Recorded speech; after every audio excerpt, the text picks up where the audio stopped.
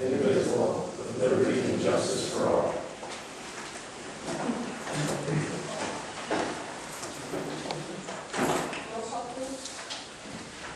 Mr. Nixon, Here. Mr. Moore, Ms. Gross, Mr. DePaul, Here. Mr. Nodoline, Here. Mr. Nico, and Mr. James. Here.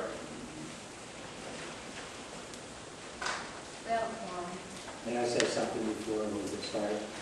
There's all kind of warnings. I was just watching it, so I get weather warnings. There's still a tornado watch in this area, and if there are any time during the meeting, I would recommend everybody getting out of the room. The safest place will be in the hallway out there, or in the men's room and the ladies' room. Okay?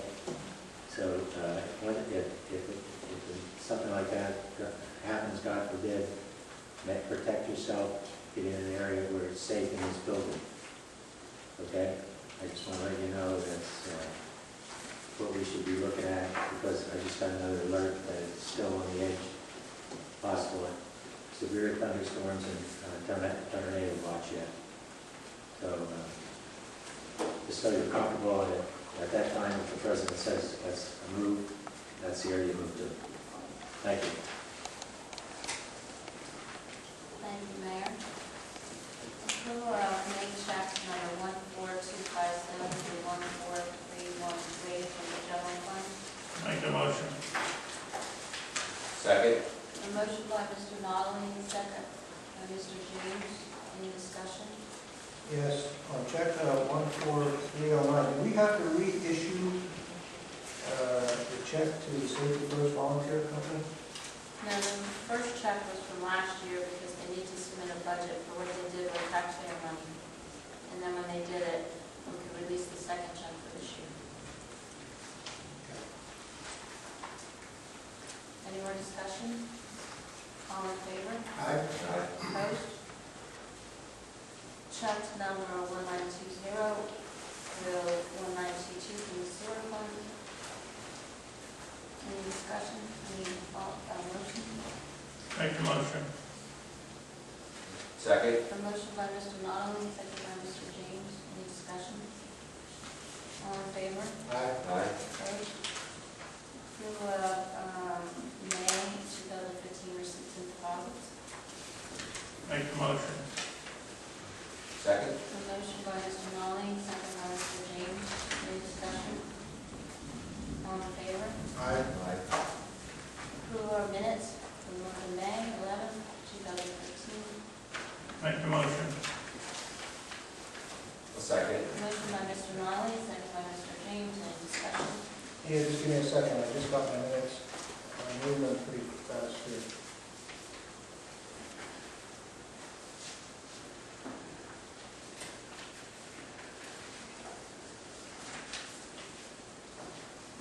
At the end of the meeting, there was a discussion on writing a candidate for Mr. Moore. It's not on here.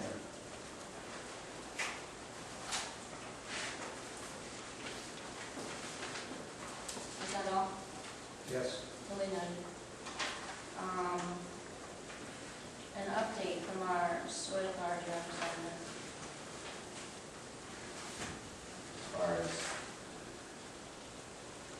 The sewer authority, what they're doing with our money, or what the purchases they're making, or what okay, well, they're doing down there. sure. Thank you for the opportunity. Currently, the sewer is undergoing some renovations right now. The sewer was built in the late 70s, and it's been running pretty smoothly for that amount of time, but lately they've been having some issues. So, Excuse me, are you talking about the sewer in West Easton, or No. the sewer in general, plant? the sewer plan in general, Okay. that we Okay, you said that the we- sewer, I just wanted to just our public there, rather than the know. Go ahead, Alright. sorry. So, where our stuff goes to, it's so what they've been doing is they've been updating some of the equipment in there, and you know, if you wanted me to get into the details, it's a little, but it's they're renovating it, and they're looking to make it last another 15 or 20 years, so it looks good. Renovations are on track and project. They're just using bond money that they had initially paid, or initially got, and that we pay, service on that bond. So that's moving on, and that's looking good. So far, I was out there last week, and they're doing a real good job. It's hard to tell by driving by if you can't really see a lot. But internally, a lot of the infrastructure has been redone. The next phase is like where we're at, pumps that will lead stuff back to the sewer. So that will be the next phase. They're consolidating bonds right now, and since our interest rate is so low, it looks like it could be the benefit to us because of what we pay. The rate that we're paying is based on projections over the year, how much it costs. We incurred a little bit more last year because of the chemicals. The chemicals were due to some of the fines that we received from the DEP. So they went in and they got everything straightened out, and everything looks real good.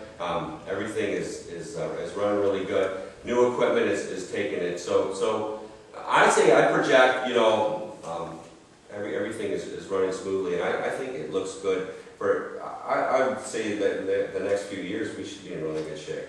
As far as occurring rates and rate increases, that's what concerns us. So that's where our representation is. So does anybody have any questions or anything you'd like me to take to the sewer board? Yeah, what are they saying, no money? Or are they don't know yet how much it's gonna cost us? For For the sewer renovations? That's being taken care of with the current bonds that we have right now. Give a ballpark, just so people realize how expensive things are. I mean, because unless you actually sit there in the meetings, you have no idea how much stuff costs. I mean, $50,000 a month for chemicals is a lot of money. And that's how much they were paying. When it was wintertime and everything was off, the pH was off, $50,000 a month for chemicals is a lot of money.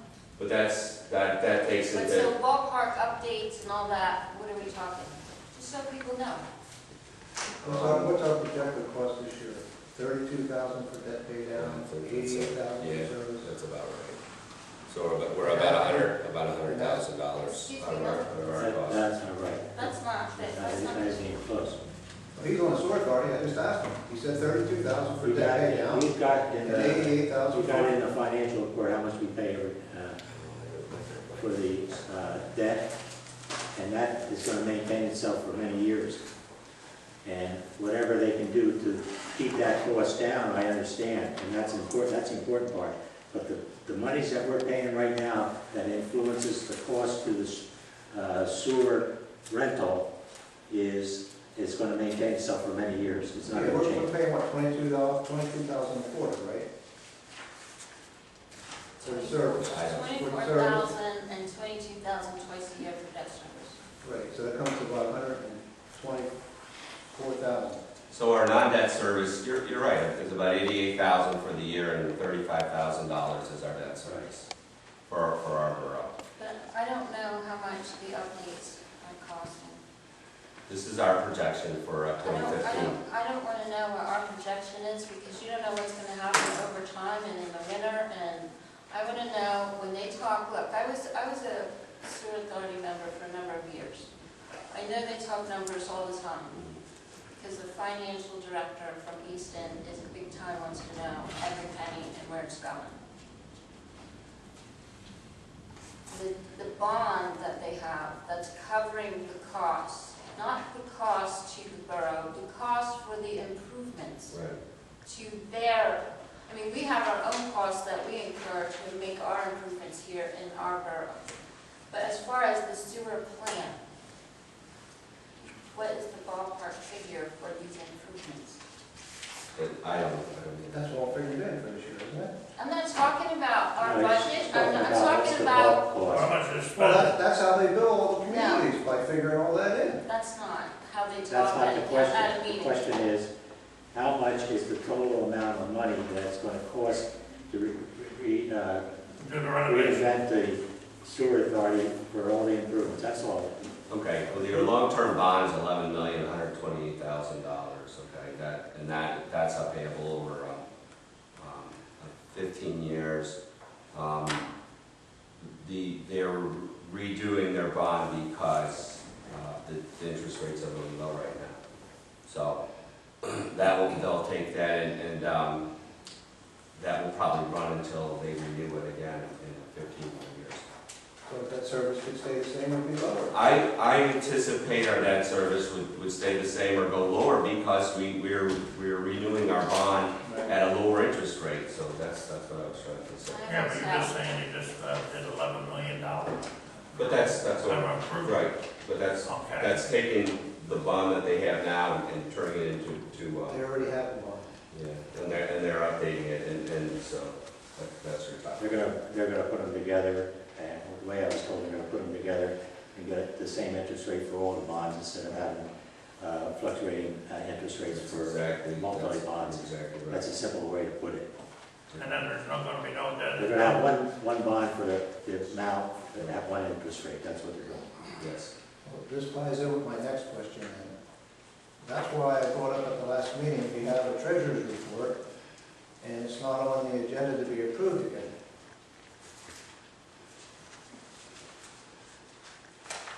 And we have the treasurer's report, ever since we had Tuleski was our treasurer, every month for years and years and years and years. We had treasurer's report, and I went through piles and piles of minutes. Motion to approve treasurer's report as presented, subject to audit. Motion to Every approve month for treasurer's years report and years as and years, presented. it's been on there. Who would like to make a motion? I make a motion. A motion by Mr. Nodoline, I'll second. second by Mr. James. All in favor? Aye. Aye. Opposed? They made a motion to accept the treasurer's report. There's discussion on the treasurer's report. Go ahead, discuss it. Line to treasurer, leave out CD that belongs to the sewer account. I think that's part of the sewer I account. think she can only use the information that the staff sends her. And if they didn't send her that and then came in late with the mail, I don't know why else she would do it. All right. If the bond is on there, that's the correction. Or, I mean the CD. That was discussed at last meeting. Right. I gave you the number. Right, that should be on here. I went to the bank and found out myself what the number was, and everybody knows what it is now. Okay, with that correction, I have a yes vote. We have a guest tonight. Thompson? With pictures.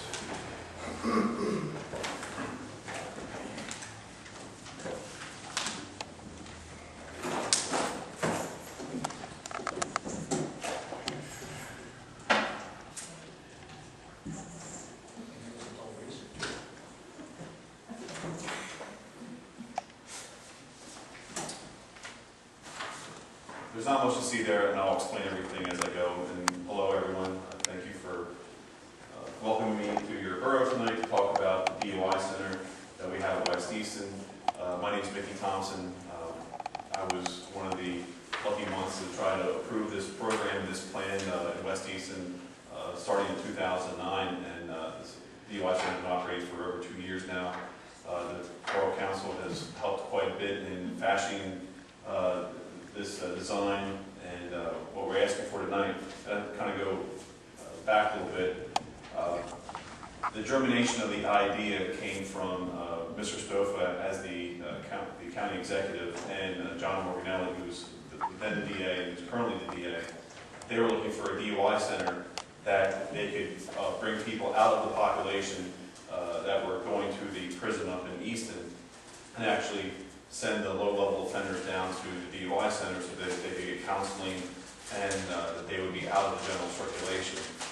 As the warden at that point said, that the only thing that the process was doing was making non-criminals into better criminals because they were amongst the larger population. After a few years or a few months of negotiating this idea, we came down to a number for 100 DUI residents. And at that time, that was acceptable to the county because they had a backlog of over 230 cases at that time. And the sad part is they were overcrowded, so if you had a sentence for a DUI and you had to go serve it at the county, you were waiting months, if not years, before you were allowed or there was space available for you to go into the prison. So this concept was broached. Mr. Stofa, Mr. Gross, Ms. Gross, and the Borough Council at that time had a lot of negotiations, and they came up with the idea of limiting to 100 and only limiting to a certain class of individuals, that being DUI, people who had either some type of conviction for a DUI offense and had to have some type of treatment or service. This is what this concept was.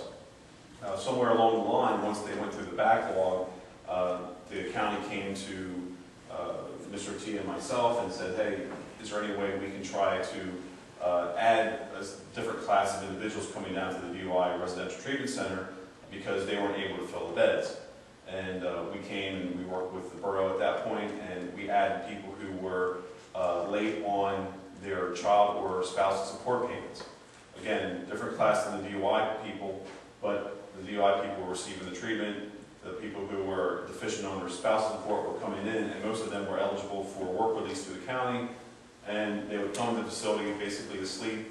They wake up in the morning, they go to their jobs, make their money, whatever they would have to do for their jobs, pay back their debt to society in terms of fines and whatnot, and then sleep there until their sentence was over.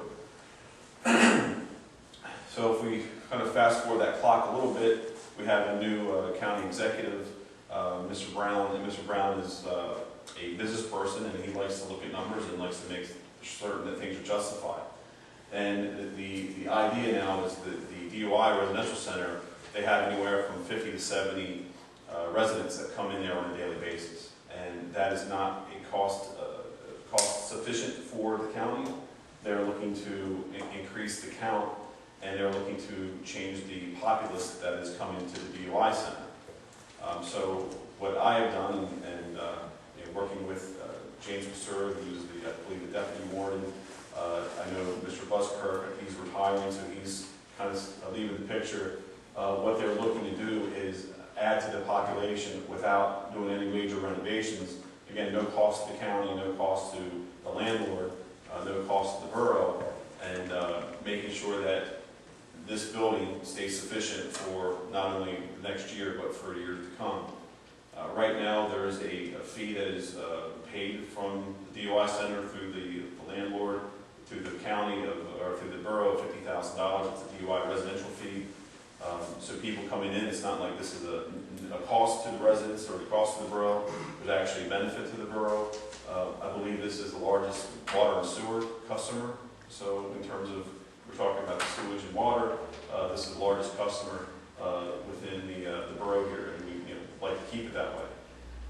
I come in some manner of urgency, not because I like to come out on a stormy evening where there might be tornadoes, but what I'm afraid of is that when the people who are responsible for counting the numbers see that this is an underserved and underperforming asset for the county, that they may choose to close it. That might not be horrible to some, but again, this is a building that was off the tax rolls, was minimal tax, something that a lot of money, a lot of investment was in there, and it actually is quite an accomplishment considering what it was. When you would walk into the building and there's literally no roof on it, there was water, there was all sorts of junk in there, and it took about $4.5 to $5 million of investment to come in there and clean that up to make it a productive asset. This is only one portion of the building that's in West Easton, or in the Shipman Mills campus. I'll walk over if you would mind. I think you can hear me. There's the old house that's on the corner that used to be the executive offices of Mr. Rita. Here's what we consider Building A. This is Building C and Building B, and Building C is in the back, and then we have the building on East Street up here that's not part of what we're trying to do. If I were to tell you that or say, can you spot the difference from the plan that was approved in 2009 and 2010? You'd have a hard time doing it. And we're only simply adding 10 beds that are up here, they're bunk beds, so it adds a number of 20. And 120 is the number that they feel is necessary in order to keep this a productive asset. Again, that's almost doubling what's there right now, not in terms of what's permitted, but what is in terms of the usage of the property. What we had talked about doing at some point, the county doesn't have the budget for it right now, is we have currently an indoor and an outdoor recreation space. The indoor recreation space is more of a luxury than the outdoor space. The outdoor space is actually undercover, but there's large windows, like bay windows, that bring in cool air. So if you want to go out and play basketball or do whatever it is, they can go outside and get some of the fresh air. I say outside, again, not outside the fence, but inside the wall here. And then this is the area which they have discussed adding more beds to at some point. So if you look at the ordinance that I've sent for the borough in order to amend the existing ordinance, what we're asking for is the ability to add up to 150 residents coming to this facility. Right now, that's not the plan, and there's a little carrot and stick here, and I have a stick and carrot both have my back right now. They have proposed to put some of these beds in this area, but right now the fixture count for the facility would not allow that. We are allowed up to 120 based upon the fixture. There's all these codes that are in place that I'm not an engineer, but I do know that there's the codes available. So this is what we could do today without having any types of permits or anything like that. We're simply adding beds. Any type of construction that may occur in the future, I would have to work through the borough in order to do that. So I don't have the authority or the ability to operate on my own without the public or without the council knowing about it. I would have to add fixtures. If I were to add fixtures, then I would have to come here to get the permits and all that stuff. So everyone would know what's going on, but simply what we're being asked to provide as the landlord is another 20 beds. So nothing would change. This is how it looks today, except there would be bunks added right here, a couple tables moved, and that. So, of course, since the facility is underserved with the current DUI and support deficient individuals, they're looking to, in essence, move the work release that they have at the county right now and bring that down to this facility. People that are working there, I hate to say it because I'm sure I'm talking to a bunch of good law-abiding citizens, but these people are not very unlike you and I. Maybe they've had a bad break, maybe they've had a second DUI, maybe there's people in our families that we may not talk about at Thanksgiving, but we say a prayer for them at night before we go to bed because, quite frankly, the only thing that the prison serves is to make people better criminals. It doesn't serve for any rehabilitation or any type of recidivism.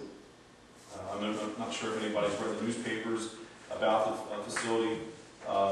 They had a program called CEC that they were providing alcohol rehabilitation for the DUI residents. So if they were down here, they weren't just sitting reading books or watching TV, they were actually receiving some type of counseling.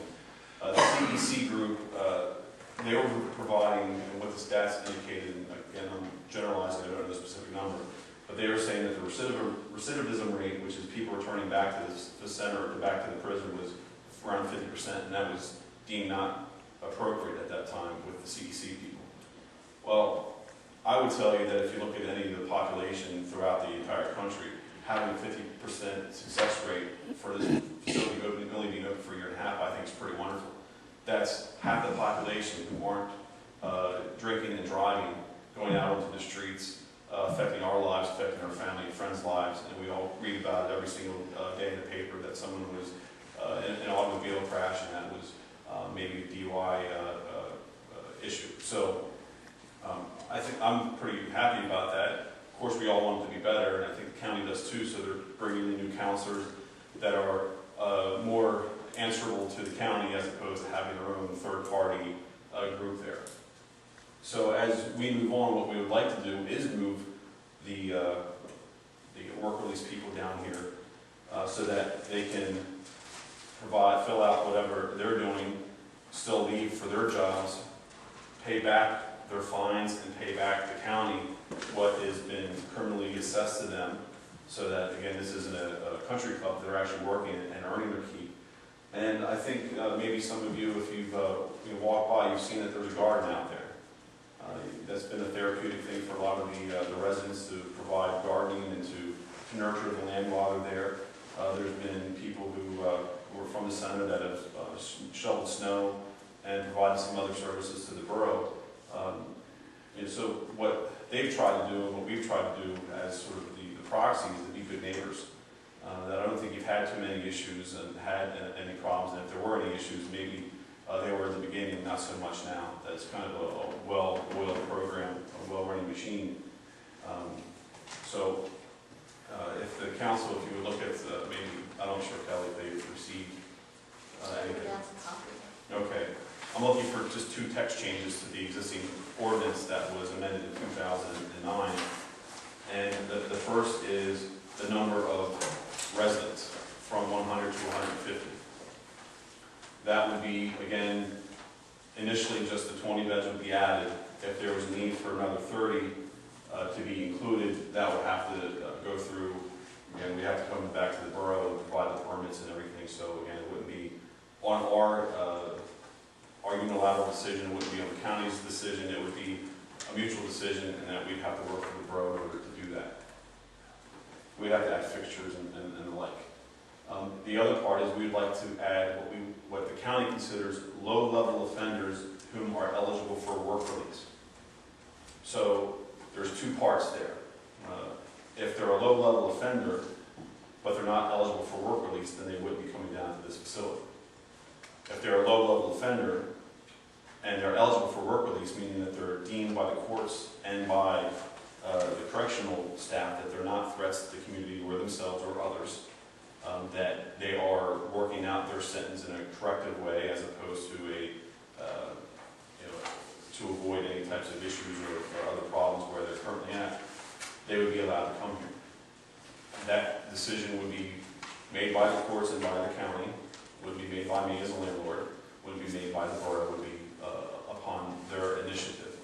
The chances that they're going to get up to 150, probably pretty slim. That wouldn't happen for at least a year or 2 because the budget only allows for this right now. And so you understand that the value of this for you as taxpayers outside the borough and through the county, because we all pay county taxes, and every time we get the bill, we grumble and we want to throw it in the trash, but we're required by law to pay it. That the people coming here, it's less for the county to house a person at the DUI center than it is at the prison. Prison, there are more guards, there's more security, there's a lot more mechanisms in place there, and it costs, I think, 30 to 40 cents less a day per person, which may not sound like a lot, but when you start adding up the numbers over days and over months and over years, that's a big savings for the county.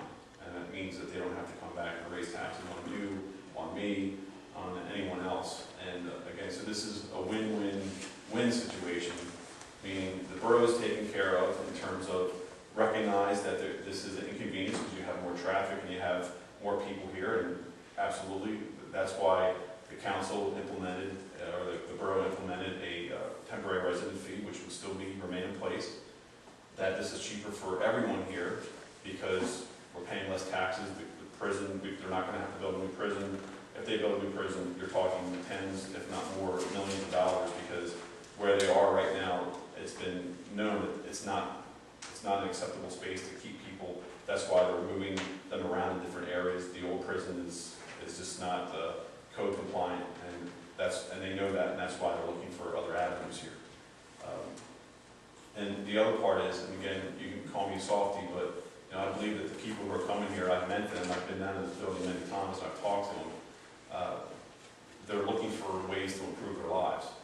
I think you might have read in the paper today that the county received a grant of $500,000 for training for people who are incarcerated in prison. There's nothing that's in stone that says some of that training can't come down here for these residents, again, who are working or doing whatever they can to improve their lives. The cost on society, the cost on communities like this, the cost on counties is huge. You look at the budget and you see where the money is Graysdale to help house the elderly, and it's something that I've supported, and we can talk about that, but also the prison. And places like this help reduce that population, help keep those people who are a threat and danger to everyone, keeps them away, and it keeps the people who are maybe by some choice or by some chance would typically be rubbing elbows with those individuals, bringing them down here and bringing them for treatment. So what I'm introducing, there's no vote, I'm not asking for any vote tonight. I know the council has to consider my words and to consider the text that I am to amend. I'm sure the good public here may have its interpretations or thoughts that it would like to give to the council as well. But what I don't want to do is have the tenant leave West Easton because there's not too much you can move into a facility like this other than what's already there. Again, a great investment was put in, not only just of time, but also money to rehab the building. There are other sections there that in time will be rehabbed. There was the building on East Street. We tried to put a senior high school in there. That was not approved by the borough of Wilson, not borough, the Wilson Area School District when we went before them. So we're trying to develop this property, try to invigorate the core of your community, and we're always looking for ideas. If you know anybody who has a good idea, we're always looking to take it and run with it. But what we'd like to do is simply add some beds. I don't think the inconvenience to the community would be noticeable at all, and it would keep an asset moving and invigorated here. And I personally don't want to see all that time that we spent as a community working toward the goal to be the rug be swept out from under us because it's deemed to be non-essential any longer. Discussion? I'll take questions from the Borough Council first because they're why I'm here, and I'll answer questions if the council would allow. I have a question. Number one, it's been a very transparent situation down there. We had a little growing pain in the beginning, and the county rectified any of our requests to make sure that everything was being run the way you guys set it up. So we're pleased with that. One of the things that concerns me, and it's not this housing of more people, it is the statements by the county executive about the possibility, I think you touched on that he's not a big fan of this because it's costing them money if they don't have it full. And we go back to the Morgan Alley situation when he was here. I mean, they had tons of backlogs. Has that just dissipated, or what's happened with that? A couple things, and this is my knowledge and from reading the papers and whatnot. I don't have any specific statement from Mr. Morganelli or whatever, but once a lot of these individuals started filtering through, they didn't have sentences for a year or more. So the beds turned over quite quickly. And as a consequence, a lot of the, I guess ironically, the population of the prison in Easton started going down so they could filter a lot of people through. And again, the work release center is out of Easton. So they were able to keep some people there and have them go through work release as the residents here were receiving treatment. And this wasn't really known as the work release center, although some people were able to take advantage of that while they're residing. So I think you have a couple, I guess, best case scenarios in that there's less DUI than there were, the backlog's gone. The people have received either treatment or finished out their sentence, and now there's absence of population. Well, you came once before for the increase, the different type of person that wasn't paying their Support. child support. We didn't have any problem with that. My main interest is how much money are we going to make out of this? Well, the answer would be zero. And the increase won't matter? No, I don't believe so. And why I say that is I'm not getting any more money out of this because the rent is for that tan space in there. It's not, we're not adding, we're not going into building B, we're not expanding. What if you go to that open space and you add that over there? Well, it's already part of their demise, as we call it in legal parlance. It's already part, they already rent that from us. how they choose to use it is up to I them. would think If I that, could, if I could just interject, we don't run from January to December, the 50,000. We run from July to July. So if we meet 50,000 in July, and there's more people that are coming in, we have an opportunity to make more money, because we have July till the following July. It's a fiscal year in mind. So, okay? So that's clear. it's just a question because, you know, the main reason a lot of people are in this room tonight is because of taxes and costs and stuff like that. Anytime we can squeeze out another buck here or there, we're going to do it. And quite frankly, for us to move forward on something like this, I would think that would be almost a negotiable thing. Well, I would say, Mr. Mayor, if you let me go into that gray area and we start developing that, we'll shake hands right now, and I can make that type of deal for you. We have, But I think we've crossed that bridge with you. I mean, Sure. I think you've got some relief for that area if whatever you were going to pursue there. Well, not in Building B. In Building C, we have approval to do certain things, Right. and we understand I know where there's another area.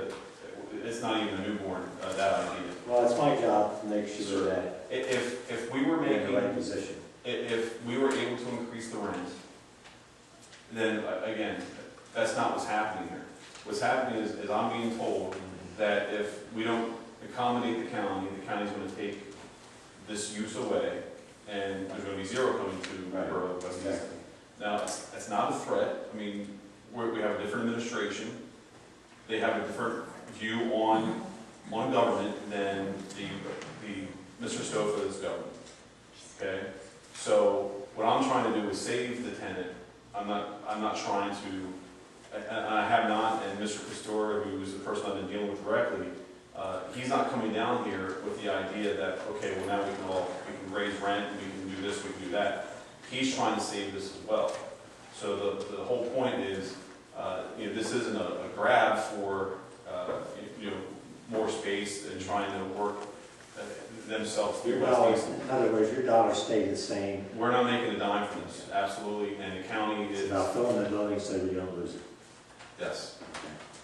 Can you define low-level offense? That would be a non-felony, so you're not dealing with violent people, not adjudicated by the courts, not adjudicated by, or not determined by the prison to be violent offenders. They're not danger to you, me, themselves, or the people that are down there. These are individuals that are currently eligible for work release, meaning that if they were in West, or they were in Easton right now, they would be allowed to go and work throughout the course of their day, and then come back to that facility and sleep at night and get whatever type of counseling or rehabilitation that they will require. This keeps them productive. The ones who are, this isn't typical, it's not a warehousing situation where you just put someone behind bars, you throw away the key. These are people that have non-felonies, so it can't be, I believe, within 2 years. They're not going to be down here for 2 years.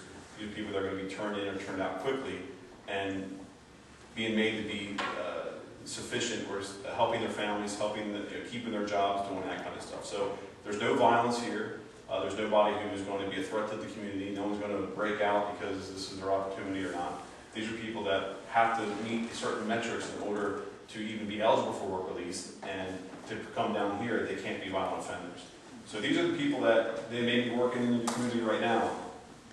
At this point, they are eligible for work release. So the court judges these people on their merit, and they trust them to leave the facility, That's do correct. a job, and come back on their own, leave on Yes. their own. That's correct. And as they will tell you, those individuals do whatever they can to be in a facility like this because they want to keep making money for their family, they want to pay back whatever fines, they don't want to be locked in jail. And if any of the individuals decide not to come back to this facility, guess what happens to them? The sheriff gets called, they pick them up, they take them back to the county, and then they're not eligible for work release at all.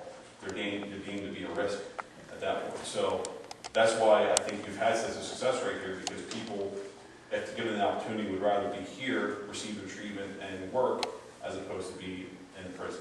Is it my understanding that some of these people get picked up and they're taken to work so they don't have to walk?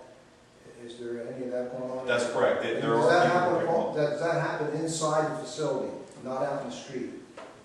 I think we talked about The that pickup years area ago. is inside the Yeah, it's facility. inside the No, perimeter you've of the got a block. driveway, you go around, you got a big parking lot, that should Yeah. all happen inside the facility. That's correct. It's not out into the street. Not as part of this fence. Yeah, we talked about that years ago, I wanna know if that's happening. That is happening.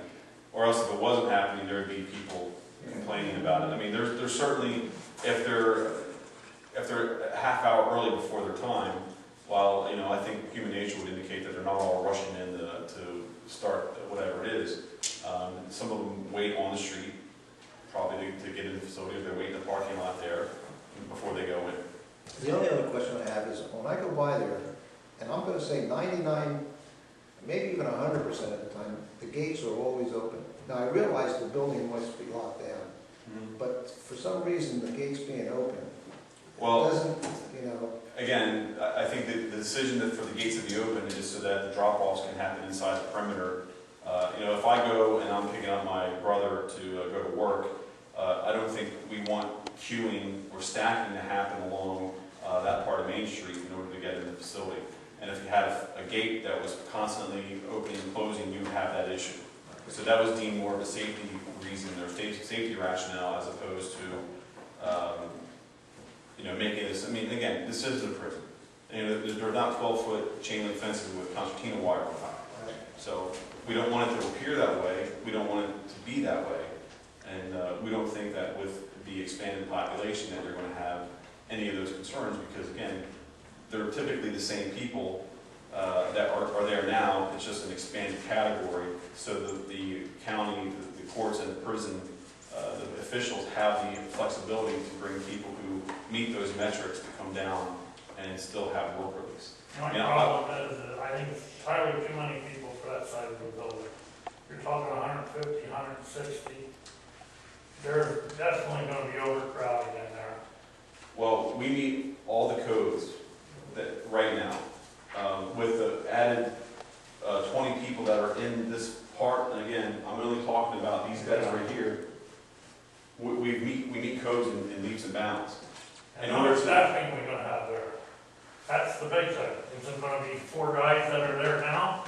It more than likely is, and let me tell you, when we designed this facility inside here, this was going to be a control tower or inside elevated monitoring with windows, plate glass, and when they went down there and started utilizing the facility, they realized it was not needed, because again, this isn't a prison where the people there pose a danger, and they'd rather the correction officers walk around on the floor than be up in a tower, you know, locked away so they can't get out in case there isn't anything that's happened. And suffice to say, it's been 2.5 years, 3 years now. Yeah, but we're only talking 50 guys now. Now we got 100. We got 150. We had 100 people there. We got 100, but you're gonna have 150 or 60, right? We're at 20 right now. And the only reason for the extra 30 is if if the county decides that they want to bring in more work release eligible people, or let's say the DUIs go up, which we all hope that doesn't happen. This would be the area. We'd go back in and we'd have to pull the permits. We'd have to make sure all the health, life, safety codes, what the building codes are done. We have to meet not only typical building codes, but also the codes for correctional facilities. We have more space now. I mean, especially at the prison right now, they still have a situation where, especially with the women, that you have people sleeping on the floors because there's no cots, there's no beds for them. So, I mean, there's overcrowding in certain areas, and they just can't say, oh, well, ladies, you can come, right next here. They have to be sectioned off and cordoned off and whatnot. So, that's the plan. And again, I know Mr. Mayor fairly well, and so you don't think I'm being crass or rude to him. This is building B right now. There's nothing there. I think it's nice, but there's nothing in this area that is connected with the county. The county is only allowed to rent this tan portion. The gray portion is not part of the demised premises. If we were to go into the gray area, legally or figuratively, go into this portion of the building, then we'd have to come back. We'd have to request a new plan before the borough. We'd have to request request a change of the ordinance. We'd have to request a whole, it would be starting from the process like we never had been here before. Because right now, we're only permitted to have a DUI residential treatment center here. Nothing else is allowed to go in here. We have Building C, which we are allowed to put a behavioral health hospital, but that's going to be a long way off just because of the sheer amount of money that's going to have to go into the facility to bring it to standard codes today. And as if anybody has or does any code work, you can tell that the last 4 or 5 years, it's not getting any easier to maintain. That they're all making it more difficult, and the more difficult the codes are, the more expensive these things are. So unless we have a tenant or have a client that's coming down there that was ready to jump in, you know, we have to segregate out our projects as we see fit. So, I mean, we do have the approval. We have a large parking area. We have parking behind the building. Right now, the building on East Street's been mainly for warehousing, which is permitted because this is a light industrial district with an overlay over top of it. So there's not the commerce that you, maybe some of the people who lived here a long time when the actual mill was open, when people were going there, we don't have nearly the traffic, foot traffic or car traffic that was there before. We're well under that. The visitors, we don't get visitors coming to the facility. People, because there's no need to. Like when they first designed the facility, they wanted to make sure that visitors could come and meet with their loved ones inside. No one comes because the majority of the people are work released and they go home and eat dinner and they take a shower and they come here at night to sleep. So a lot of the things that we built this thing for, I guess you would call it a Cadillac of all things. Now they're looking to economize this. They don't need a lot of that space. But we can't go back and take out some of these areas that are already, you know, behind, you know, less secure doors than others. So, Does the Commonwealth get involved in inspections in any shape or form? there is under the BOCA regulations, building codes, the third-party review is a part of this whole thing, but mostly it's municipality, to make sure that everything's up to code, that there's no dangerous issues there. The facility like this doesn't have inspections by a third party. They just come in here willy-nilly and look at it. Once we receive our initial code and our code review, which we received, that's how we go forward. So, I mean, in order to put 5 extra bunks here, we're not going to need to go through any type of code review programs or anything. But if we go beyond that, then we would need to get inspections and all that to be done. You did allude to the fact that the taxable base went up because of your investment and that's extra for the taxpayers' interest. That's extra money that's coming into the borough because of the rehabilitation of that building. And that's another good thing. Besides the $50,000 that we get extra tax dollars because of the building's viability now. And we never had that before. It was just an empty building, a shell. In fact, Rita had it, the taxes through county dropped twice, I think, until it was sold. Yep. So basically, this is a plus situation for us right now. And we really have to thank the county for blessing this thing and thanking Mr. Atia's company for having the idea to put it there. And I know for a fact that a lot of time was spent with our president making sure that the bells and whistles that he was just talking about and Mr. DePaul asked about, that she made sure that they were put in there. That's our president. And she spent a lot of time on the situation until it came to the opening. And when they had the opening day, I happened to be a part of it to make a speech. And it is a first-class facility. And I wouldn't expect anything different from your company. I mean, the other part is, we've talked through the county of having an open house so that the community can come and see what's in there. Because, I mean, it's a wide open facility, and there's no secrets going on there. There's nothing. What's happening is people are paying their debt to society. They're physically able to pay back because they're able to work, and the ones that are necessitating treatment are receiving the treatment. For the last 3 years, I've been studying quite a bit about treatment and what it means and what it doesn't mean. And I can tell you that, you know, I was one of these guys that didn't think, you know, I like Joe Arpaio out in Arizona. You know, he puts them out in the desert, and they're out there in a boot camp, and that's their environment. Now, after going through what I've gone through the last couple of years, studying, not anything, you know, personal, but the studying everything, I realized that, you know, in order to treat people, you need to give them the tools and the keys to do this. And the county admitted and acknowledged before this DUI center was open that they didn't really have those tools. This enabled them to do that. And I tell you, any drunk driver, I got 2 boys, 14, and one's going to be 13. They're going to be on the roads here in a couple of years. And I'm shaking just thinking about it. But anybody that you can get off the road and give them treatment so that they can realize what they're doing, it's a benefit to everyone. What's the staffing right now inside there? I don't have the actual projections there, but when I've been there, there have been at least 4 or 5. If I can step back here, the entrance here, they're all time lock gates. You just can't go knock on the door and open it up. All of those operations happen at the county. They have a remote where when you're walking up, they see you on camera, and the person that you're speaking to on the speaker box isn't in the facility. They're up at Northampton County, up in Easton. So a lot of the staffing there is allowed to be reduced because they have that control. And that the same person on that box is also managing the prison up in Easton. Food services is brought in, so you have food services come in, you know, for their meals. But they just come right in. They go down this corridor. This is where the warming facility is. It's not a full functioning kitchen, and people get their meals. But again, a lot of them are going out to work, and they have a brown bag lunch or whatnot. The guards walk on the facility. There's a couple offices that are used, one by whoever the director is of the day. Mr. Christopher has an office there.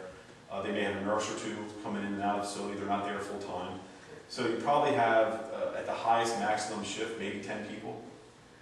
But they're not there all day, and they come and they go. And your staff or your policing or your security, are there correctional officers then? There are correctional officers there. They're not like your security or the... No, they're through the county. Okay. Yeah.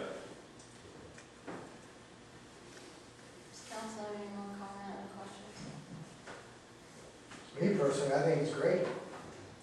Like you said, people are in the prison, they're not hardened criminals. It gives them a chance of life, a chance for rehabilitation. The prisons aren't overcrowded, you know, not sleeping on the floor. I mean, I think it's a win-win situation myself. Yeah, and just so everyone's aware, and just mechanically, legally speaking, I'm not asking you to do anything tonight. Yeah. There's nothing to vote upon. Well, I'm just stating my opinion, that's how I feel. I think it's a great thing you got going on. I appreciate that, thank you. Okay, now I would like to open up some comments from the floor, please, one at a time, and you'll be recognized to address Mr. Thompson. Mr. Mayor, Council, Mr. Thompson, Jim Jacqueline. One concern that hasn't been brought up is the fact that we don't have local police protection. God forbid you go into 120 beds. You're going to have 50, 60 more people there. There's going to be one bad apple in that. God forbid something happens outside, the response from the police, we have a state police, it may take 20, 30 minutes for them to come here, since we have no local police. Adding that many more people to the complex, there's got to be a problem there. All averages. I can address some of your concerns. And again, I don't have a star on my chest, and I don't carry anything, but the county is 2 minutes up the road. I mean, if you're driving a police cruiser or driving a sheriff's car, you're 2 minutes up the road. That was part of the reason why this was such a great advantage to the county, because it was so close to them. They knew that if there was any problems, they'd be able to get there in a hurry, because it would be a correctional problem. The problems that you speak of, you know, yeah, I can't guarantee anything. Nothing's a guarantee in life. What I can show you is the history. And so far, in our 2.5, 3 years of going, there's not been those type of incidents. You never heard sirens screaming in the middle of the night because there was a problem at the DUI center. Yes, the county would like to add more people. the county wants to make it sufficient. I'm assuming that if the numbers go up, they're going to bring more people here to staff the facility. It might only be one person, one extra guard, it might be 2 people, I don't know. We're going to meet all the requirements for the parking and whatnot, so it's not like this is going to be like a truck stop off of 78 or something. But I think your concerns are valid. I would like, I'll talk to Mr. Stewart if I get your name. I can have him call you, and you can talk to him, and we can show you and take you through the DUI center, and you will realize when you get there, because again, it's just, the whole thought is scary. But when you walk in and you see this place, it's not what you think it is. There's no bars there. No one's behind anything.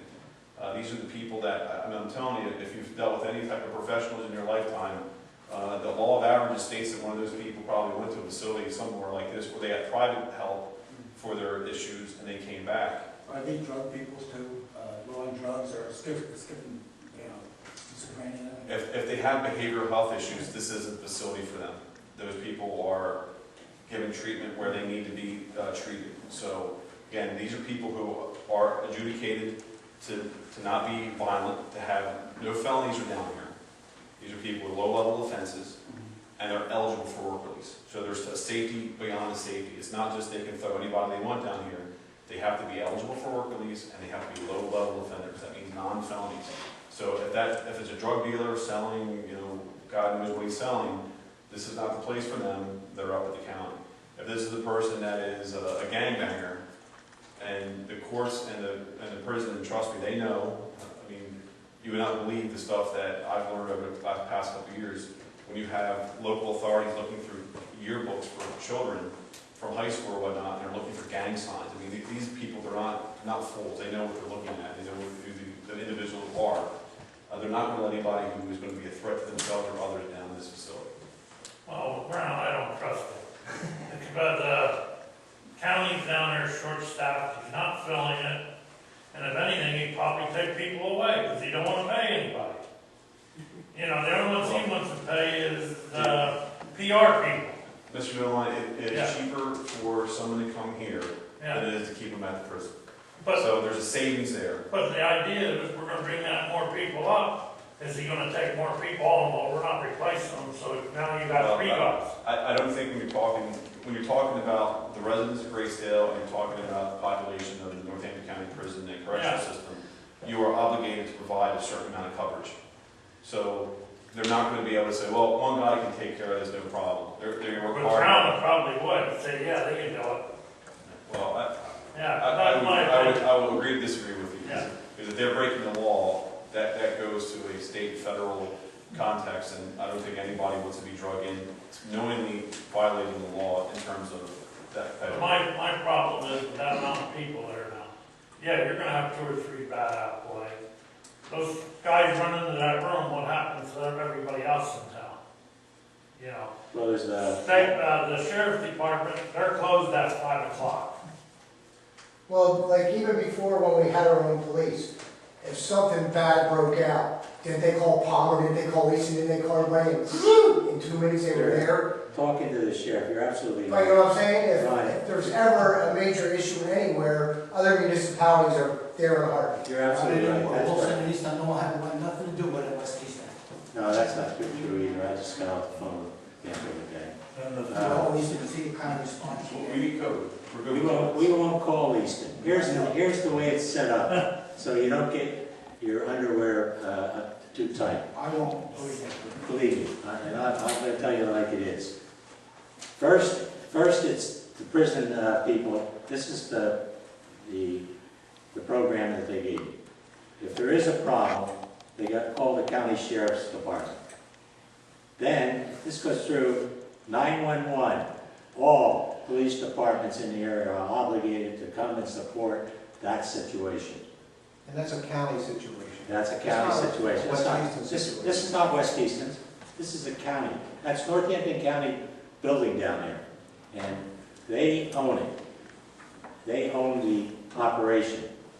Mr. Thompson's company owns the building. And that's the priorities they set up. That was a lot of big questions in the beginning when we were looking at this thing was, what if? what kind of characters, all that kind of stuff. And I know Kelly worked with that, with the sheriff, and the prison warden she worked with. I met with the warden. And this is the protocols that they have in case there is a problem. Their expectation of that happening is very, very low. It could happen, but with the kind of people they're putting in there, they're not hardened criminals. They're guys that made mistakes like I could have made if I went out and drank too much and was driving, or anybody else in this room. If they had a drinking problem and the police stop them, one of these stops at New Year's Eve, and they grab you and all of a sudden you're a DUI customer. That's what happens. That's the kind of people are in there. There's lawyers, doctors, insurance chiefs. That was told by Morganelli in the beginning. It could be you or me, or even Mr. Thompson. I'm a drinking driver. But I'm just saying, that's the type of people that are putting in there, not felony people. So and Ron Nixon was right on target with that. That's exactly what happens, but it's handled through the county. When the county calls for a response, they'll get every police department in the area if they need that many people. The other thing to note too is the state changed its policies, I believe 2 years ago, maybe 3, that if anybody's sentenced for more than 2 years of time, they're put in the state system. So they wouldn't even be at the county system. So again, not saying that the people that are at the county prison are saints in any way, but they're not if they've been sentenced to a year, they're not going to count, the state they're saying to count. The reason why they went through the backlog so much is a lot of the people that were being sentenced were sentenced for 30 days, eligible for release to 15, sentenced for 60, eligible for 30. I mean, and that's why that backlog just kind of went very quickly. So that's the type of people that are going to be here, that we hope to be here. That's the type of people that are now.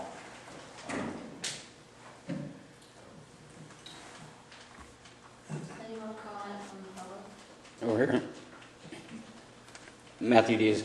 Mr. Thompson, just to get an understanding of John Brown's thinking, you're saying that this facility is saving 50, 70 cents a day per person?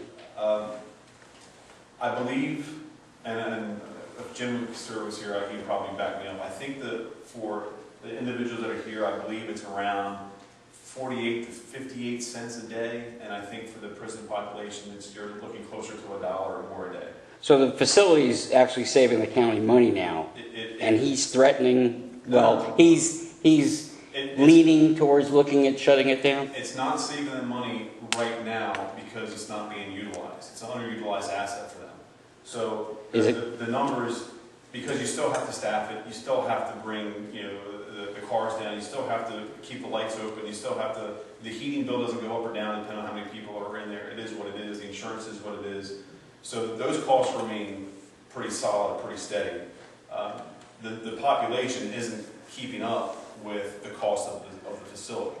This is what I'm told. I haven't seen any spreadsheet, I haven't seen any numbers. I know this was an issue, and Lamont McClure, when I guess he was serving as on the council, he was the one that brought up the CEC program not being a benefit to the county, costing the taxpayers more money. And Mr. Brown and Mr.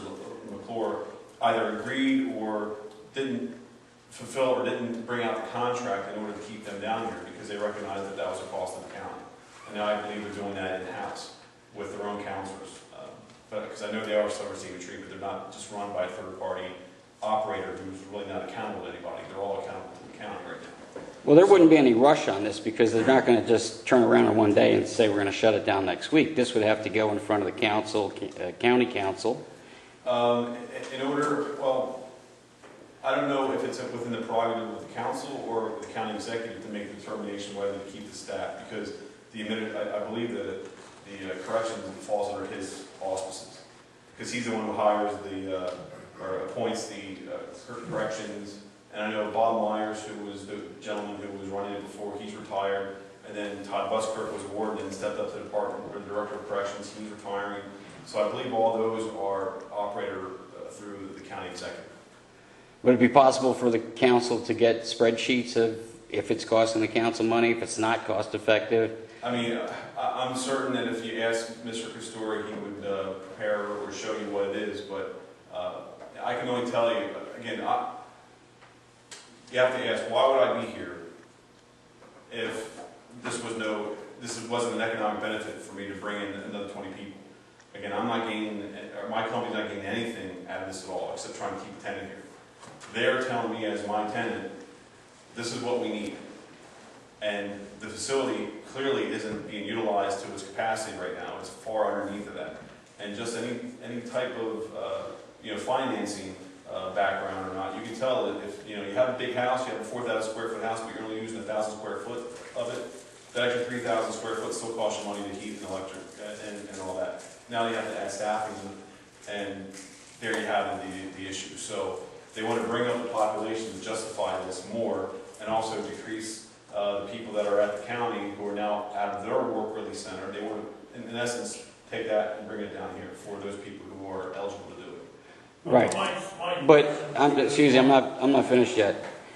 You say you wonder what the benefit is to you. The benefit would be once you have that tan area filled, it would be very possible to say, let's expand it some more and renegotiate now so we can fill the gray area. Well, I'll tell you, I would love to fill the gray area because I would be able to bring the borough more of a base in terms of utilizing the property. I'd bring in more in terms of the resident fee. I'd bring in more in terms of water and sewer fees. I would love to do that right now, but we're not even close to being there yet. Because if the county doesn't want to use it, I'm not going to go and try to make my own private DUI center. That's not what that's for. Okay. Because as a resident, I'm concerned about, I keep hearing low level, they're not felony offenders. Can you give me some examples of low level? Are we talking B&E, car break-ins? A second or third DUI. That makes them ineligible for coming down to the DUI center.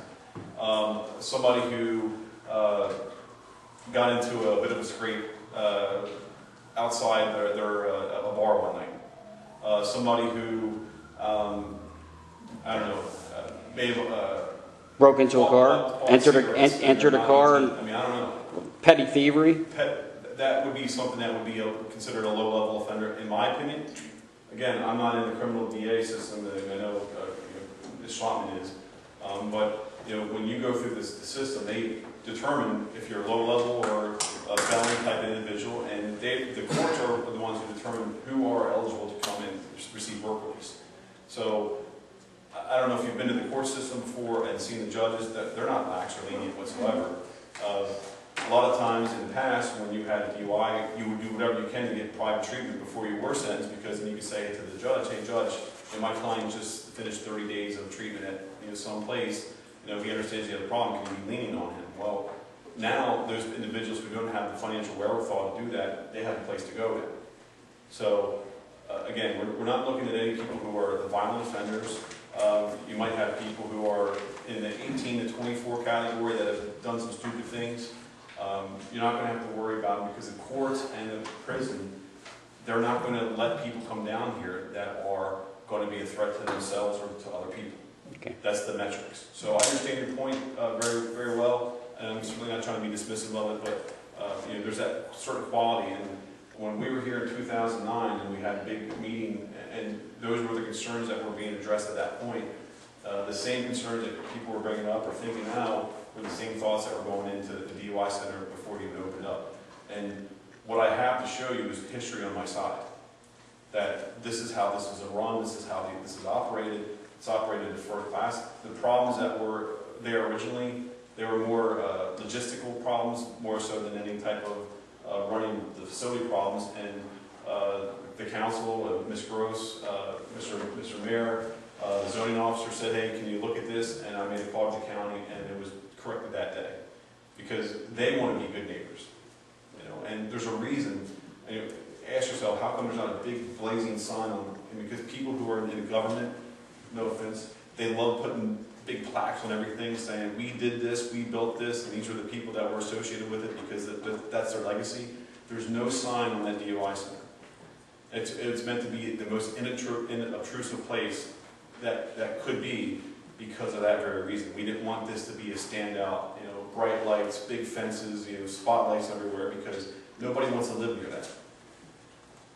This is a facility that was meant to be sort of the counter to all those different fears and concerns. And again, I have history on my side.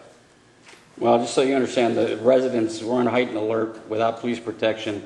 Just Sunday morning, I turned over a video to the state police of a guy walking up the street, getting into cars and stealing stuff off of my home camera. And I think that's what we're all worried about, is these people walking around late at night coming back from work. Well, they have to be in at a certain time, so it's not 9 or 10 o'clock when they're walking around. They're not leaving the facility at 3 and 4 in the morning when you're still asleep. That's not what's happening here.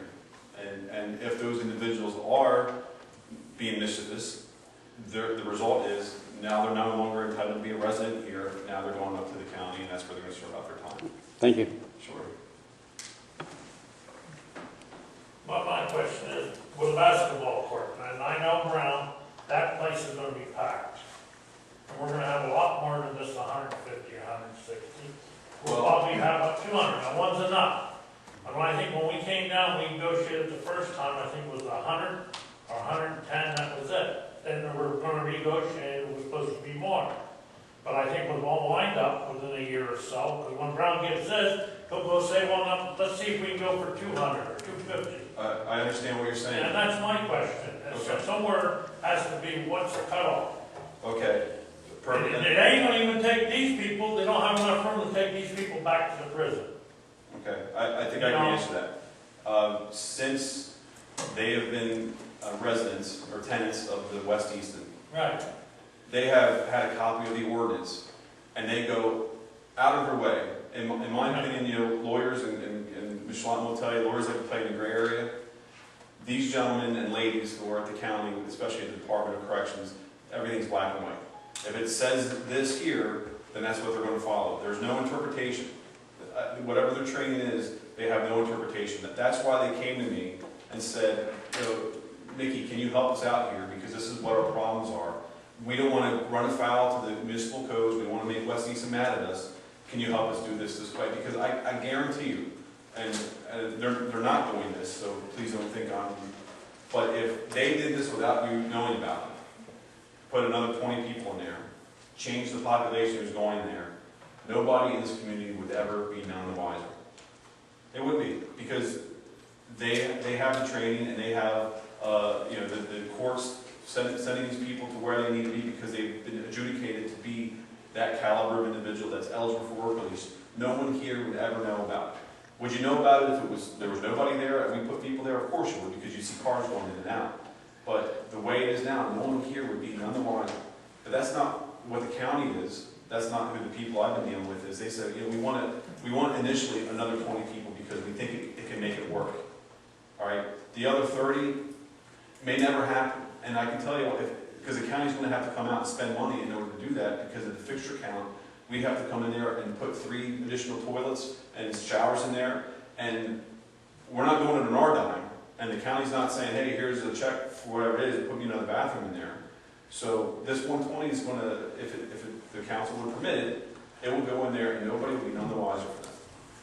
Now, if we expand into the gray area, and I think this is what you're talking about, the expansion. No, I'm talking about the basketball. Well, We didn't figure it out, but I can tell you that when we designed this facility, and when we designed with the county, again, we gave them the Cadillac because of all the increased security within the inside of the building.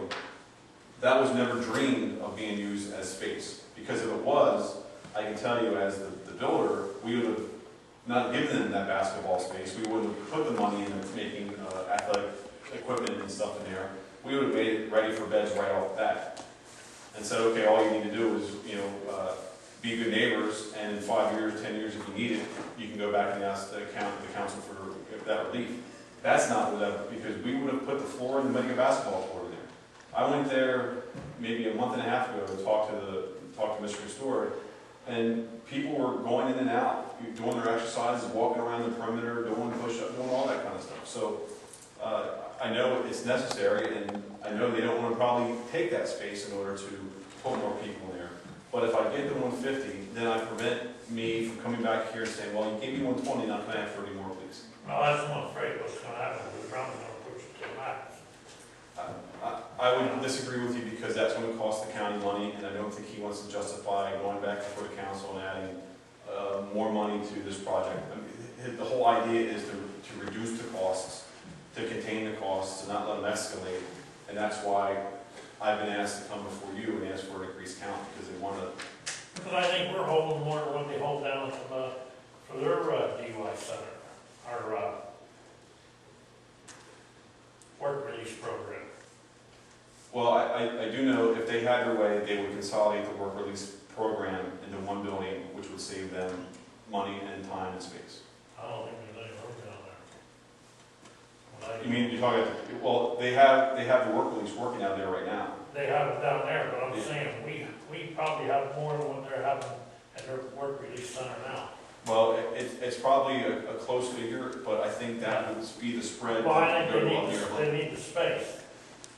Okay, but that's what I'm saying. What's the cutoff point?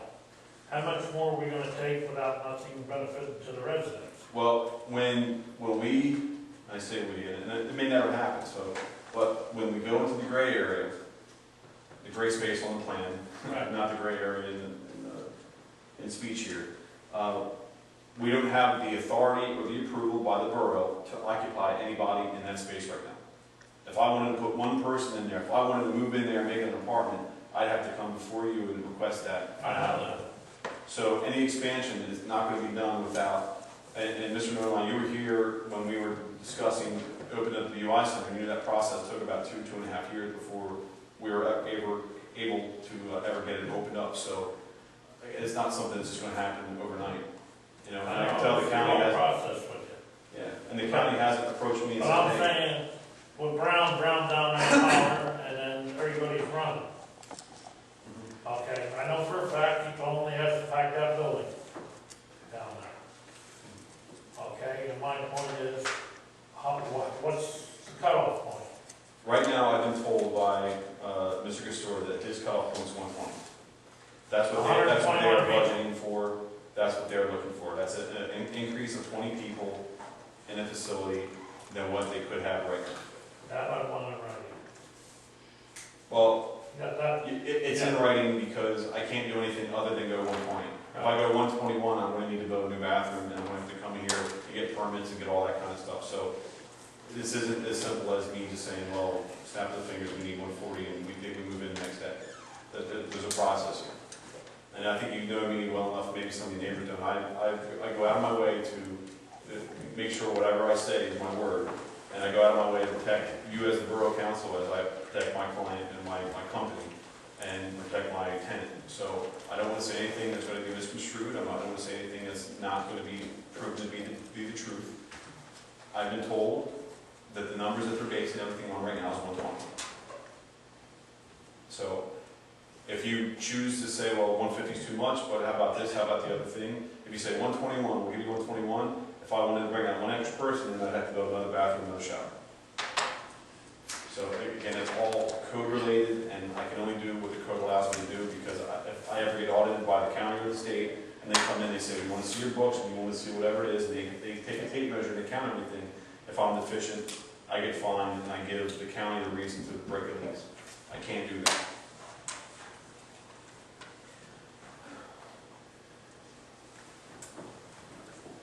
That's all I have this time. Any more questions from Mr. Thompson, from the public? From the council? Thank you. Okay, thank you. Thanks for your time. I will leave this here for you guys if you want to look at it later on. And if you have any questions, you can talk to Ms. Gross, and she has my contact information. Please feel free to call me, email me. And if you want to tour the facility, I can try to arrange that for you too. Okay? Thank you all. Thank you.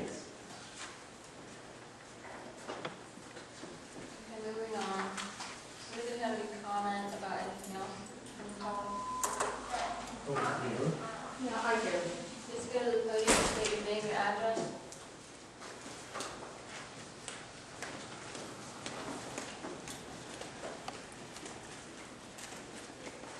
My name is Nancy Cooks, and I live at 160 Spring Street, and I have two concerns. One concern is the trucking company down on Lehigh Drive. Why are the tractor trailers coming up and down Spring Street quite often lately? They're not All supposed- hours of the day and They're night. not supposed to, that's part of his agreement with with the borough. I know there's trucking coming to Doug's Cafe 2 times a week, and has 2 different companies, Cisco Foods and one other one, that come up through, come down over the hill. That's 2 trucking companies there. And there's one other one making a delivery there for paper products, the way I understand. It's all hours of the day and night. Is it- Lately, it's been like, Is it Johnson Motor Trucks? yes. Okay, we can address that. And the other problem I want to address is there's a tree on borough property that is leaning on my house that I've been asking borough to do something about this tree, and I'm constantly told that it's not borough property, that it's my property. Now, I've had it assessed, it is definitely borough property. What is it, Christie? That's what I know. I don't know anything about where this is located or where the tree is. Responsibility though. It's the old Main Street. It's the old Main Street in West Easton. And the roots are now starting to show, and our concern is the leaves are coming on the trees, and the tree is about this far from the roof. We have a slate roof. We don't want to have to replace that slate roof. If the tree falls on that house, it's going to cost us quite a bit of money to replace those slate roofs. I know for a fact, Mr. Gross, you know that I'm constant, for 3 years now, I've been asking you, all I want you to do is just trim the branches back a little bit to get the tree off the house. That's all I'm asking. The one thing we talked to was the old Main Street situation. Half of that, if that roadway is abutting your property and and the road was condemned, half of that roadway belongs to you and half belongs to the other property owners on the other side. So that How is that? How is that it's our property? It's not part of our, it's not. It's like alleyways that have never been opened. It's the same thing as a road. If the road is condemned or has been closed, you can take over half that alley. I don't want it. Sometimes it's automatic. It's useless land. It's a hill. I don't want it. You can't give me something I don't I'm want. not telling you we're going to give you anything. I'm trying to answer your question. That's the law. If you're in an alley and there's a property owner on this side, a property owner on this side, and the alley has never been opened, half of that alley goes to one side, half goes to the other. And we had a situation in West Easton where we had the property owner owned both sides of the alley, and he wouldn't let anybody come down to the properties on the bottom of the hill. So all I'm telling you, it's a possibility. I'm not telling you it is yours, but it's a possibility. That's the way the law is dictated. That's correct, Mr. That is Mayor. I'm not correct. sure where this tree is and if it's in an alley, but if that's the case, that's correct. See, I've crossed this bridge a lot of times because back when I first got on council, none of the alleys were ordained. We took over a lot of the alleys that were alleys that we could have from one end to the other. The alleys that we couldn't run through to the next street, they became non-ordained alleys, and they weren't able to, the property owners could claim half of that alley. If it's a 15-foot alley, that property owner gets 7.5 foot, the other property owner gets 7.5 foot. That's how it works. But, and those property owners, like I just was saying, if the property owner owns both sides of the alley, they can block that alley off so that people who live downstream can't go through it. And you have to go to the magistrate, and it has nothing to do with the borough. You have to go to the magistrate to get that cleared up. That has nothing to do with it. Any alley or street that is not ordained is not a viable street. That's the way it reverts back to. So I don't know what the situation is there, but that's the answer. So who owns the old Main Street? You could be part of it in the person. But then it's not on my deed. No, but I got, when Delight Forum wanted to expand their property on East Street, this happened to me. No, it happened to Charlie Boguski, who lived in that big house on East Street.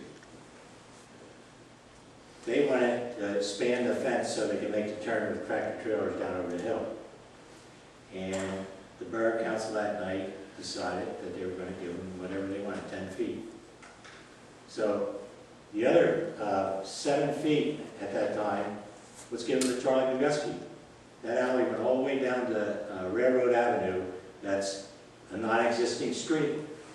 It's still on the maps as Railroad Avenue. So that property belonged to Charlie Bugusky. That's 7.5 feet he gained to his property lane. So it was an alley, and then it became a non-alley. He got 7.5 feet. The guy at the light form, their entourage came here and argued that they would close the plant down, that threat, you know. And I can still remember in the old Borough Hall, getting on the phone and calling Charlie Bugusky. I said, CB, he says, they want to close that alley down. He says, Jer, I don't give a damn. And that's how I got the property. I remember verbatim what happened that night. And that was the alley off of East Street that goes between East and Center. And that property belongs to Bugusky, the length of his property. That's So, true, they're called paper streets. paper streets. Lost that. I'm not sure where this tree is, but we can take a look at it and I can. We're not gonna ignore The it. day you called the borough, pictures were taken that day. So. Nobody was on my property that day, Kelly, because I was home all day. I have pictures, I could go in the office right now and get them. We got They pictures. weren't on your property, they were on the old Main Street property. They took pictures of it. They're dated and timestamped, So, so yeah, they're there. council has to send somebody, one of the committees there to We'll look at it. we'll forward the pictures to Mrs. Schlossman, and she can review the ordinance and the laws and the picture, and she'll come back with her determination. It's a good complaint. Nothing, you're not getting the kind of answer you want because it has to be investigated. Yeah, I don't know where this tree is, and I'll take a look at the information that the borough has, or information you want to submit. We're just concerned about it falling on the house.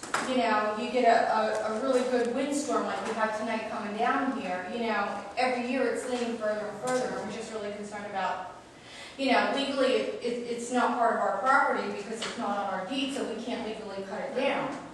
Well, I know there, and again, I don't know exactly the specifics, Right. but I know, you know, when there's those street trees that are between the sidewalk and the street, those, you know, a lot of property owners are like, those trees aren't mine, I didn't plant them, but, you know, those municipalities say, you have to take care of those street trees, and if the branches fall on the car, on someone's car, that's your responsibility, or if they rot within, that's the landowner's responsibility, even though it's, you know, on the other side of the sidewalk between the road and the curb. So that happens sometimes too, and I'll take a look at where this location is and advise the council as to, and if you want to submit anything that you have, if you had some kind of professional opinion, I'd be happy to look at that as well. Yeah, we had it surveyed because last summer they told us to survey the property because they said it was definitely your property that the tree was on. So we had it surveyed, and actually the retaining wall that's there where the steps are, which is, we thought was our property, is actually on not our property. So whoever built the house before we bought it put a set of cement steps up, and the steps is actually in the alleyway by about half a foot. If you have a professional opinion or submission you want the borough to look at, just forward it to the borough and they can submit it to me and I can take a look at that with whatever else the borough has on this issue. Okay.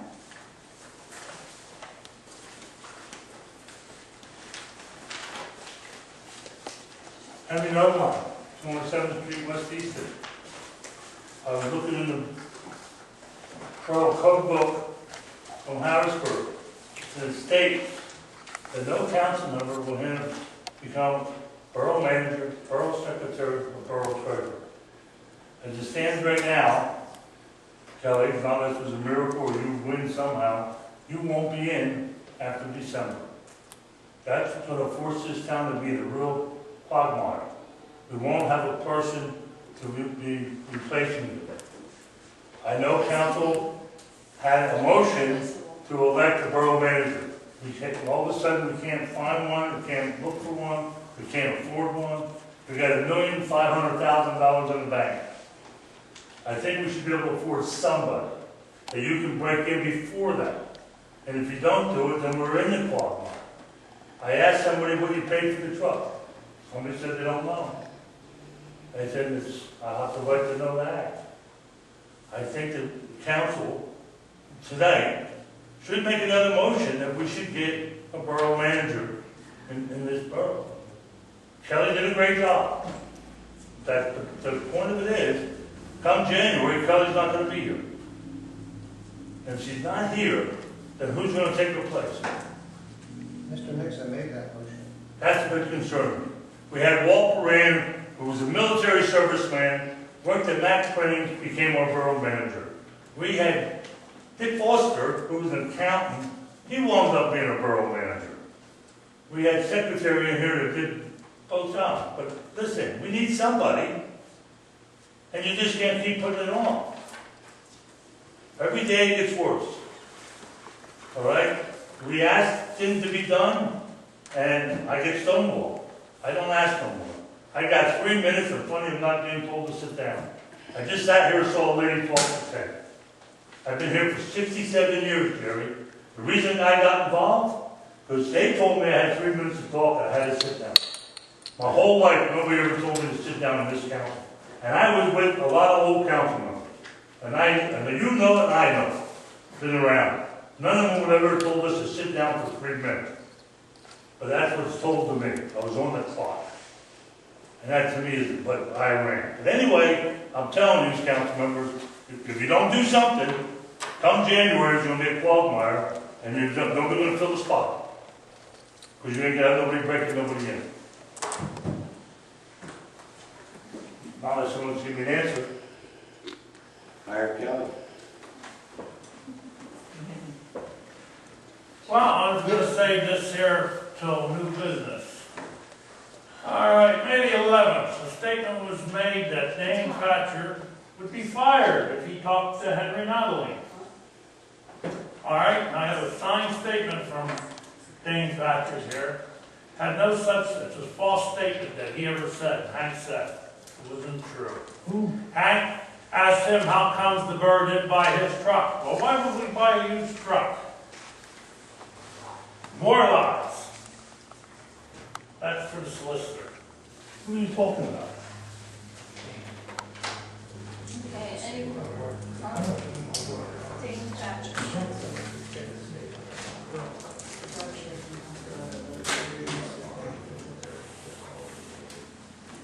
So be careful what you say because it's being recorded. And what you meant, the statement you made was recorded, and that's where he got it. Well, listen, then you should ask Dan, because Dan's the one who told me when I was talking. All right? I mean, listen. Don't even start about Dan. Dan said he didn't even know. Listen, I got the floor. Quiet. I got the floor. Dan, you admitted. Hey, Dan, speak up, Dan. I said what? You admitted that you didn't know Hank Nodoline, never talked to him. I said I haven't talked to Hank Nodoline, Henry Nodoline, Yeah. since More lies, like the letters that was up on Sterling Ward Terrace that day. You were delivering in the mailboxes. I haven't talked to Henry Nodoline Yeah, until come on, the day he Dan. came in here the first time in years and years Dan. and years. All right, that's enough. Yeah, that's the truth. Rehashing. Yeah. Am I not allowed to enter this action? Huh? That's enough. Okay, we have Mr. Carl Wilson at the podium. Please. Sorry for the, Thank you very much. You know me a long time, Jerry. Excuse me. Mr. Pearson, go ahead. Okay. My name is Carl Pearson. Live at 306 9th Street, West Easton. Been a resident about 40 years. I only have 3 minutes, so I had 5 questions, but Henry mentioned one of them. So I got 4 quick questions. I'll pose them, and then if you want to give me an answer or maybe tell me how to get an answer, I'd appreciate it. First question is, we sold the truck, I understand. I'd like to know how much we sold the old truck for. $900. Thank you. Council voted on that last meeting. We purchased a new truck. I don't know how much we paid for it, and did we take out a loan for the truck, or did we pay cash for the truck? Took out a loan. So leasing the truck 4 payments a year, paid off in 5 years, for $1 we'll own it. I didn't quite get that. Say that again, please? I said the council decided to lease the truck. We pay quarterly payments. At the end of 5 years, we pay $1 and we'll own it. Okay, and what do we pay for the truck, roughly, anybody know? It's 3,000 some odd dollars. Oh, a quarter. total cost, 50,000, 60,000, 80,000? 60,000. 60-ish? Yeah, I think it was 6. That included the plow and the salt spreader. Okay. Next thing, I understand that the council is considering Adamson Street. Has the council made up its mind yet whether we're going to rebuild Adamson Street or repair it? Do we have any idea which one? We're waiting for the engineer. Waiting on the engineering. Okay. I'd just like to express an opinion on it. I think, basis my observation, even though I'm a layman, I think we should repair it and not rebuild it. I think rebuilding would be extremely expensive. You know how much Just sand my on that opinion. road? Just my opinion. Just my opinion. And I thought I'd offer that to council. I think rebuilding is the way to go. I think it'll be cheaper and it'll do a good job. Last question I have, codification of ordinances. I think the mayor mentioned this last meeting I was at, and I know we had our ordinances codified. No, they never completed it. Never completed it. That's exactly what my question is. You I were know that they were codified by a No, company they were paid never for codified. by Penn Valley Publishers. That part, They're out they of were business. published but never codified. You were It on was a council rough at that draft. time. Bill McGarry, you, and myself, and one other councilman was a part of the group going over it. We sat here many nights going through the ones we were taking out of the booklet that they produced. Right. And the cost of the codification in the end, council at that time, which you were a part of, failed to push it through. And you wasted $8,000. We on spent loss. $8,000 to get to that point, and it was never finished. And that was a council judgment. It wasn't anybody else's but council. This council will be more than the publishers that do it every day. Yeah, but I thought that we hadn't codified with this company. There was and a then rough we- draft, and then and you we- know And that. then we made corrections to it, and then we had And to you go took back too and have long, them and the revised. contract And we expired, never had that and you lost revision done. $8,000. No, because That was like The contract had bothering me, expired wasting money. because our council took too long. And it was only going to be republished if we pay more money. Correct. At that point in time, council said no. And you were on that council, and Bill McGarry and some really good people. And that was a decision I at don't that remember time. exactly that way, but I know it was Well, you spent a lot- unfinished. I know You it spent was a hell of a lot of unfinished. time in this room with me. That's correct. I know that. Where is that marked up document that we spent all that time? I got a copy of it in my office. The marked up copy? I think council, Part of it. if we're interested in codification, which we should be as a government body, if you have that marked up copy, I think that the council should If be. you're gonna do it, you have to do it right. That means you have to go back from 2003 and start all over again. From where we are now, you You're stopped right. at 2003, There's more ordinance. 2003 to current, there's been a lot of new ordinances and resolutions. And if you're gonna codify it right, you're gonna have to go from 2003 to present and add it to that. This is product something- that we Well, I have. agree 100%, but I certainly don't think we can throw away what was done by Penn Publishers. I think that that's a viable. The published It part is. has all our ordinances in there up to a date. Correct.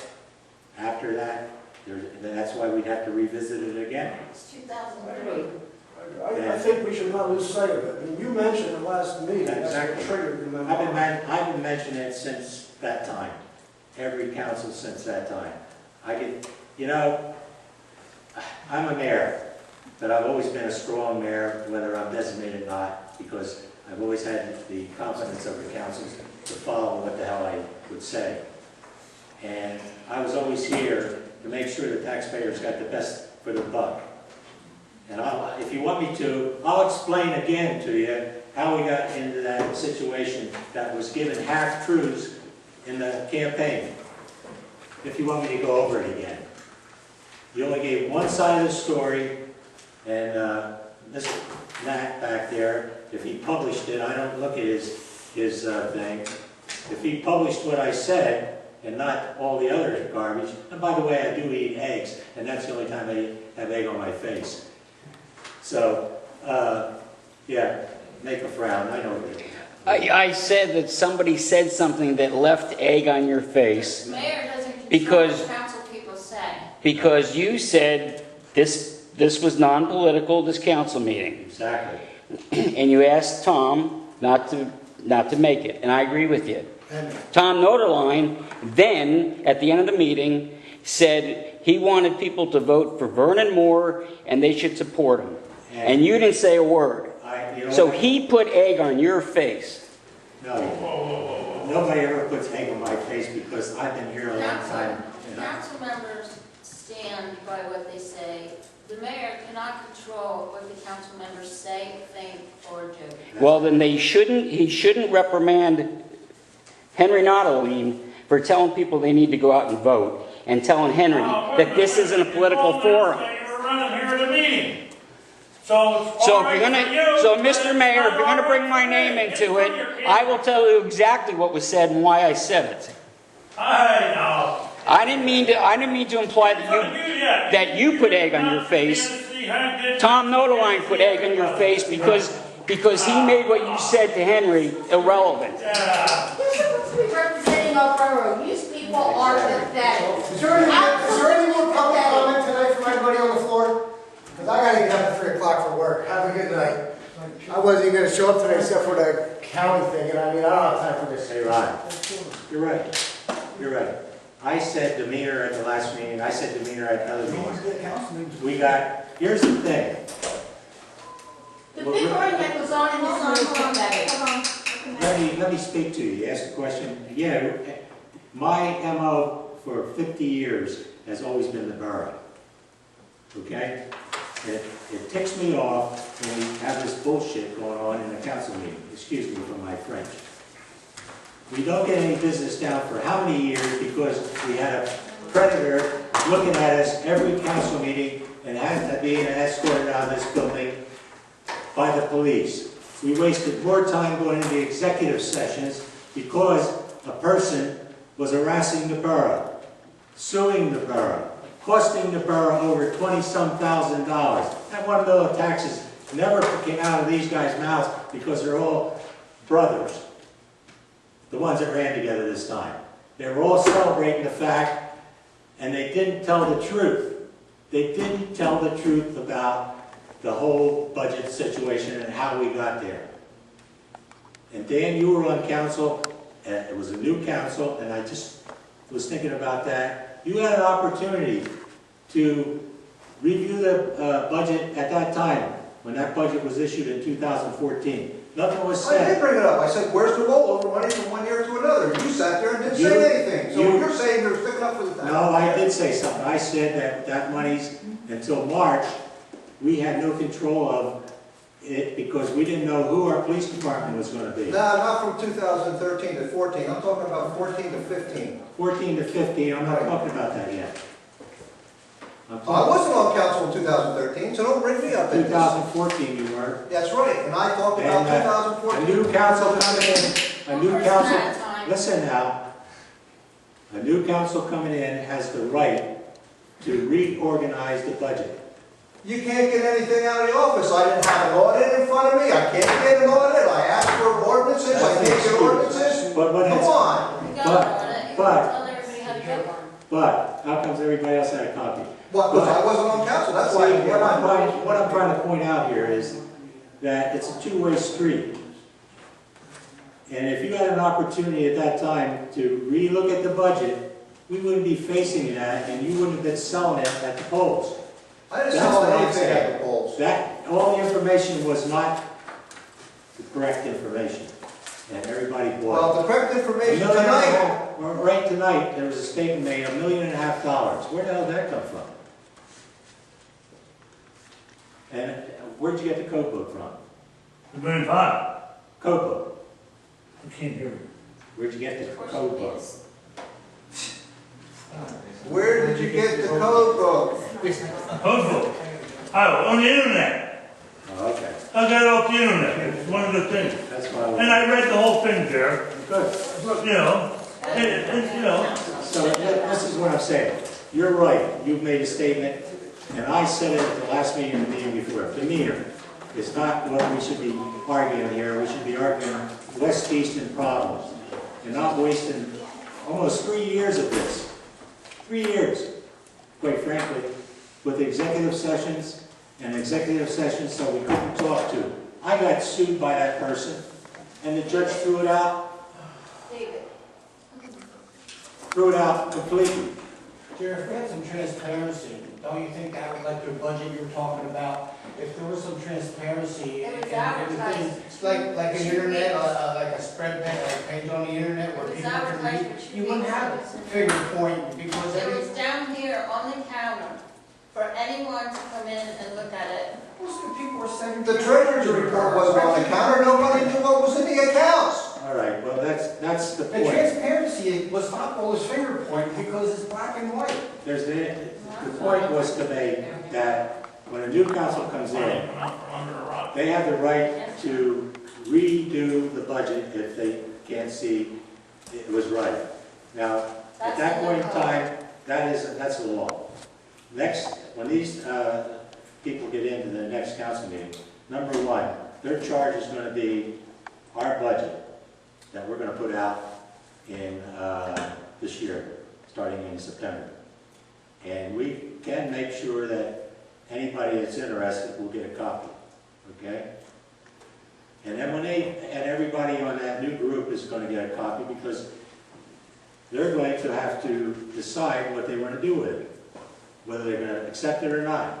And I said at the last council meeting, which is a part of the minutes, is once we get our infrastructure work done, there's an opportunity, I looked at it pretty closely, that this council could give a $2 mil, not a rebate, but a reduction in the millage. That's the potential. But this all started with the development of the 2013 budget, 14 budget was being developed in 2013, when we still had aspirations for police. In that budget, there was $165,000, which now is gold, because I think I used that before, didn't I? Which now is gold, and everybody has all kind of different ideas, and that's going to be the problem for the next council. If they don't like us maybe mandating that 2 mil reduction, which I think we could do, and that will help all the taxpayers in West Easton.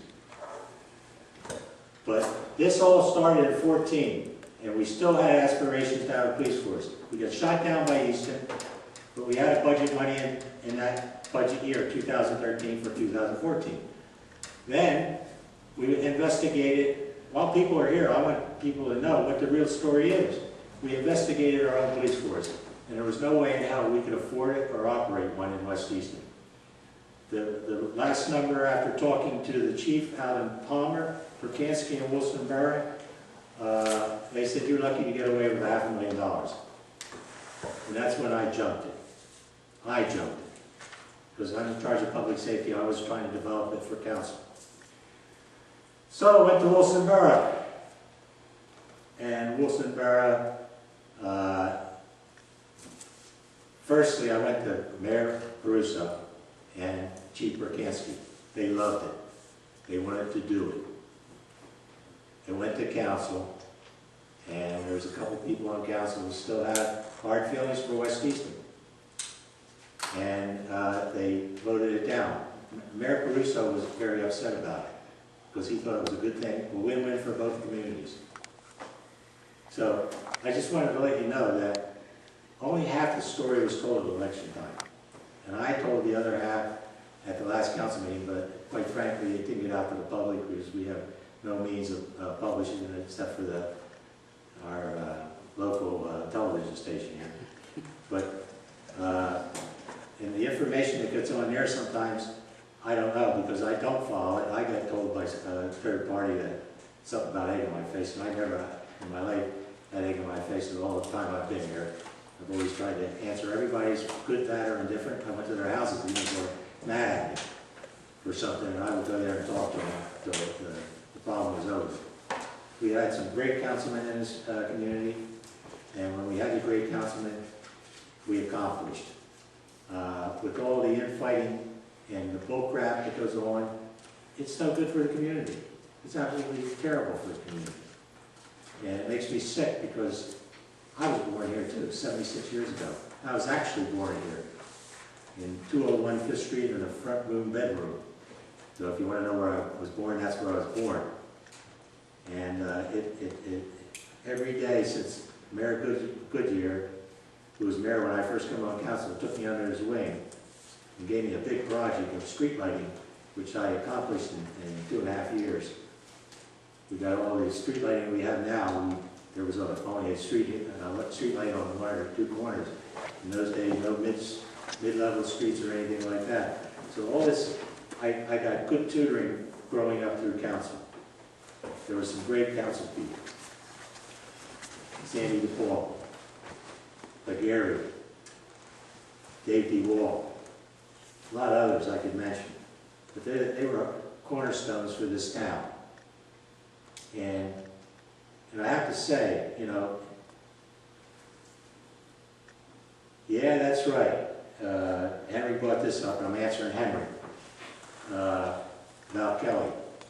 When this borough was on the balls of its rear end here, when Donna died, not one person came to the borough for help except for Tommy and Louis Nico.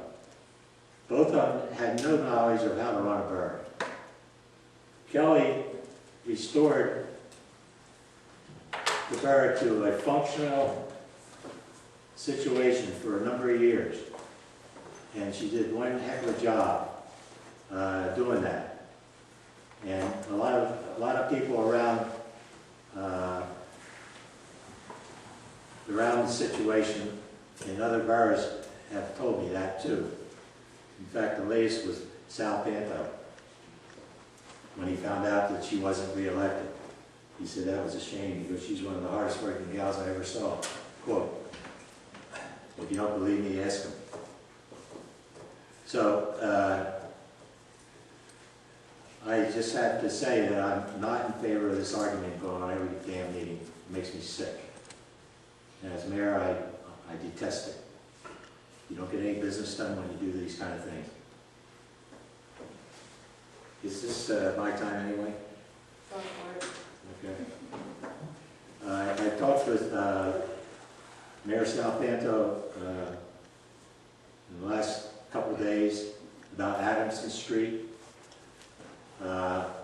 He's in favor of using some of the monies that they have because our street is, and their street is in such bad condition, that was one of the streets on the list to be repaired.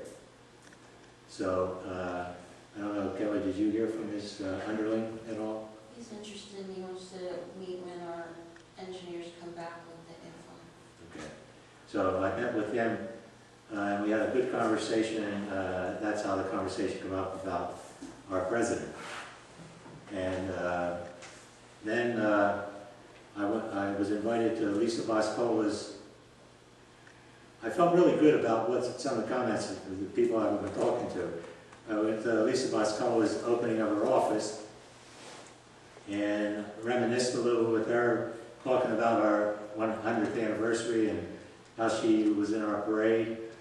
And she says, you know, you've got a great little community, a well-run community down there. And I said, I appreciate that. I said, sometimes when I leave there, I feel like everybody hates what we do because everything's negative. You're not doing the right thing. Well, wait till you put your pants on and have to face what you have to face. This is not just coming to the council meeting.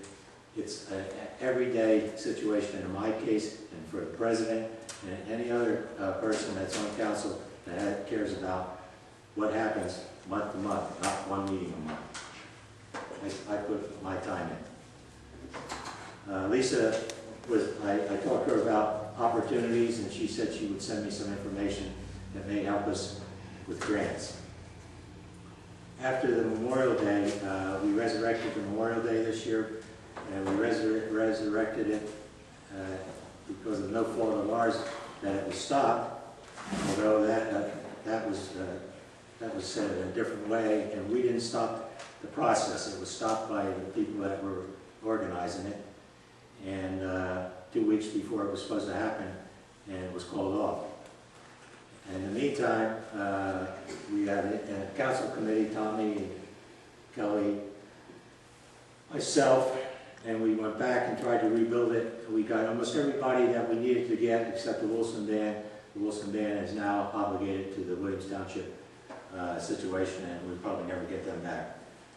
But I have contacts that I've got a very good MC this year, and he was a former West Easton resident, and he enjoyed himself, and I was happy that he came along, and he's a health officer, and he's also he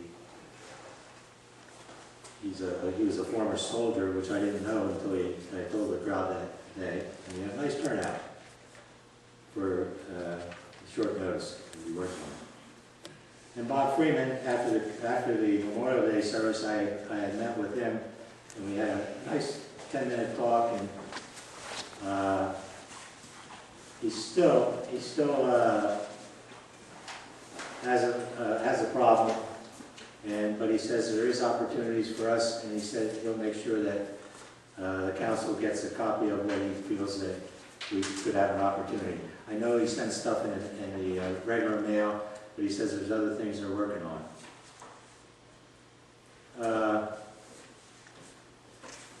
Recruiting I've done a lot of this in my career. I recruited a lot of college guys. And there's a certain way you go about it. There's a recruiting related formula that when you recruit somebody, this is what you have to do. You just don't put an ad in the paper and hope you get people that are going to be the right people. If you're recruiting, is someone responsible for a recruiting strategy in the organization. That means that somebody in this organization is going to take the responsibility to make sure the process is done right. Does a written job description exist for the position and what it's going to offer for that position? The written job description is very important because you don't want to just put you're going to be a borough manager. What the hell does a borough manager entail? There's an ordinance. I know there's an ordinance, but the thing is, you have to have somebody that's going to be here to be able to help them in that situation. A situational interview question prepared and in writing. So situations are, what would you do in case of this? You just don't say, here's your credentials, I can do anything. I want to know how good that person is if something comes up. Let's say there's a big blow up in town and you can't reach anybody, and what would you do next? And I want to know what his answer would be. There's a lot of situational questions you could ask. Snowstorm situations. What would you do if you for snow emergency alerts and stuff like that? Are interviews conducted with 2 or more interviewers in a group setting and to reduce the bias? Yes, it should be. And it was the last time, and it was a bad call. We probably got one of the worst candidates of the 3 that we interviewed.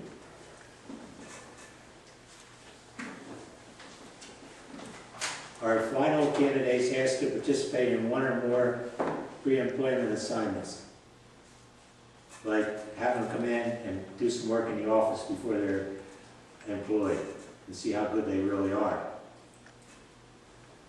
If they balk at it, then you say, well, you're not interested in the job, right? When an offer is accepted, does a written onboarding process exist? It means all the things that they have to be told, the benefits and all that kind of stuff has to be related to them. Our new employees provided a formal orientation. I hope so. That's going to be up to the next council probably to find out and train the next person.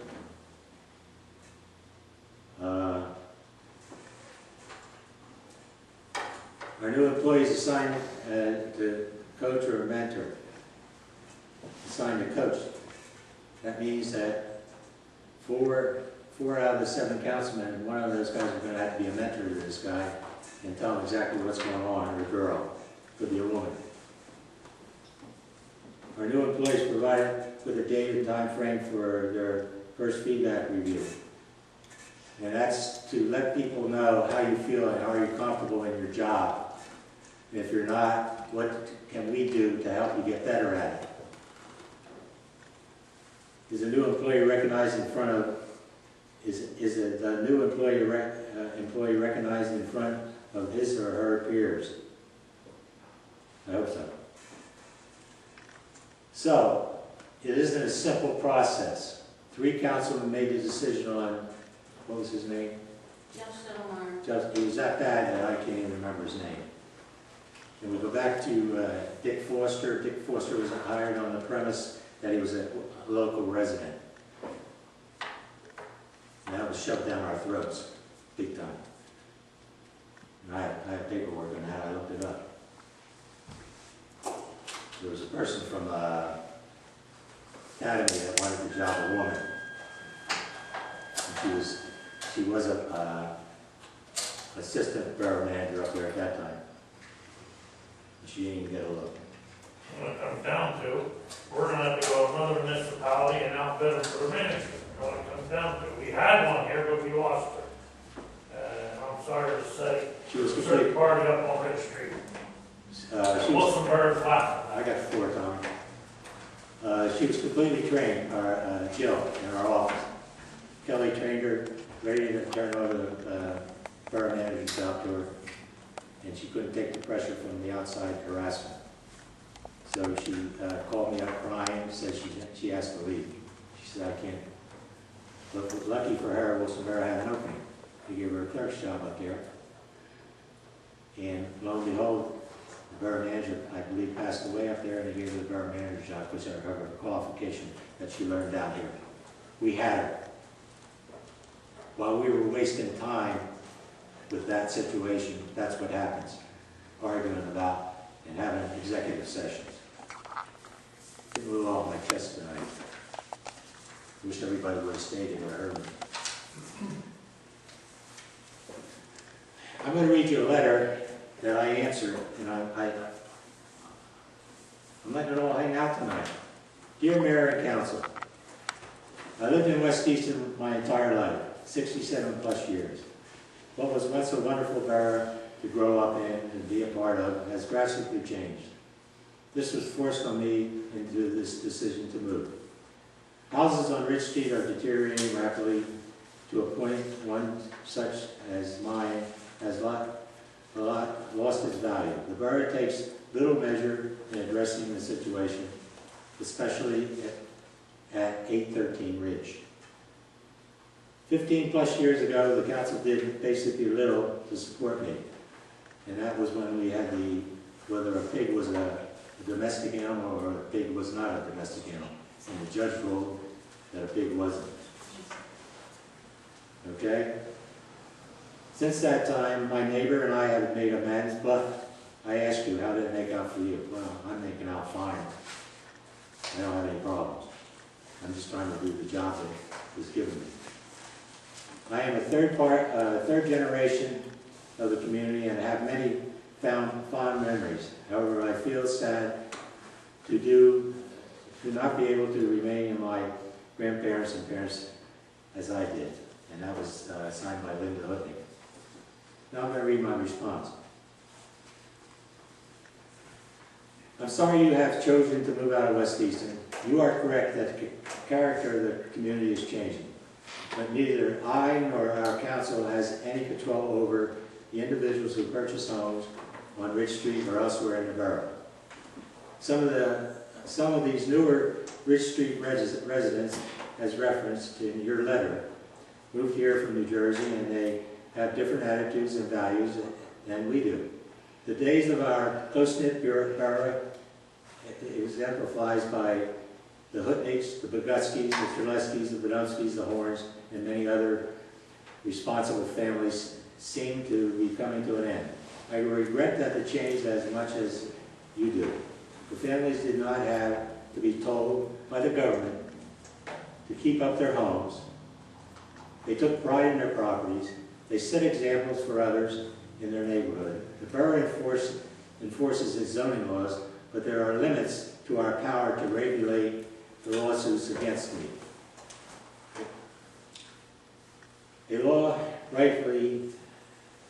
A judge rightfully, I'm sorry.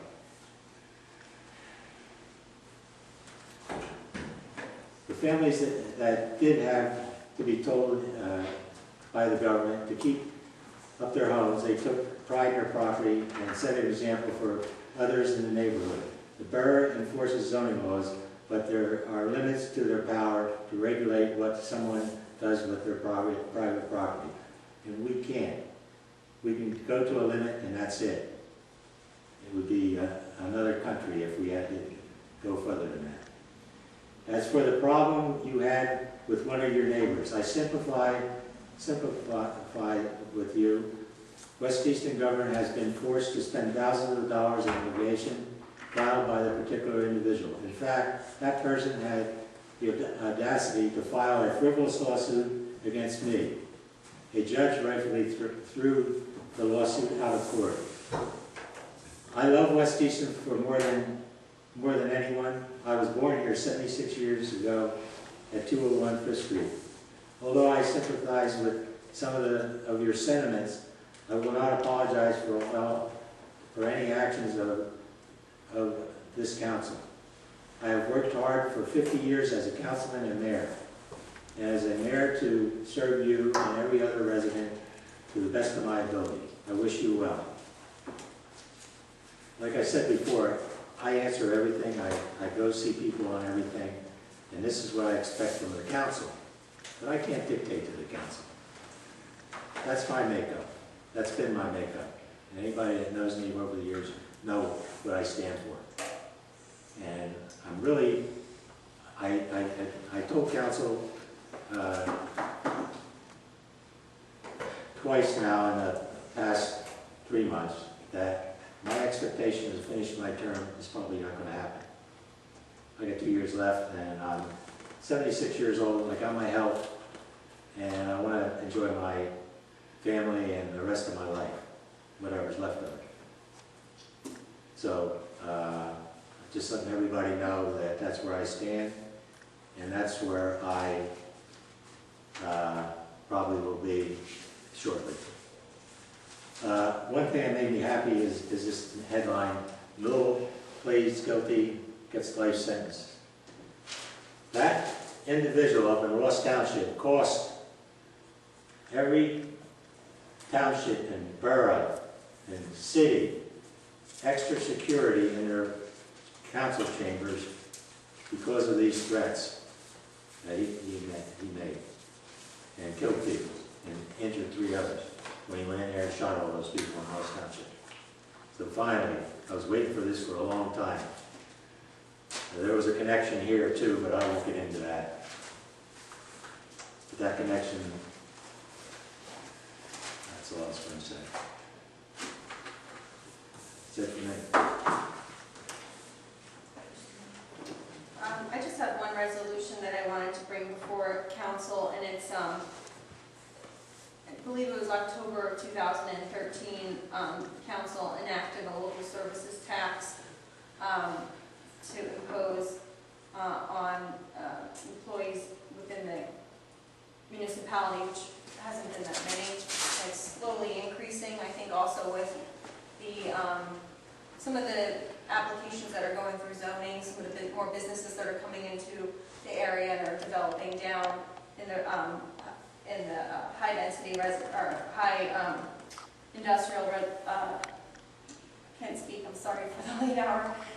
The high industrial zone. Mr. DePaul shaking his head because he knows what I'm trying to say. I just can't spit it out. Anyway, I have a resolution here. We enacted that. I don't think the council has been enforcing that, and I am just seeking to have the council approve a resolution that would appoint Elizabeth Haney, who is our tax collector for the council, to administer and essentially enforce the local services tax ordinance.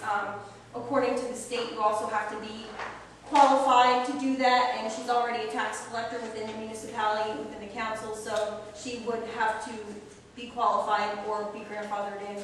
I'm not sure if she's qualified or grandfathered in, but she's one of the two. So I was just seeking a motion from the council to enact this resolution, just having her, with the new council coming in, to get that in place so that the new council can start to get that revenue. I mean, it's not a ton of employers or employees, but it will be an additional tax revenue, and the ordinance is already in place.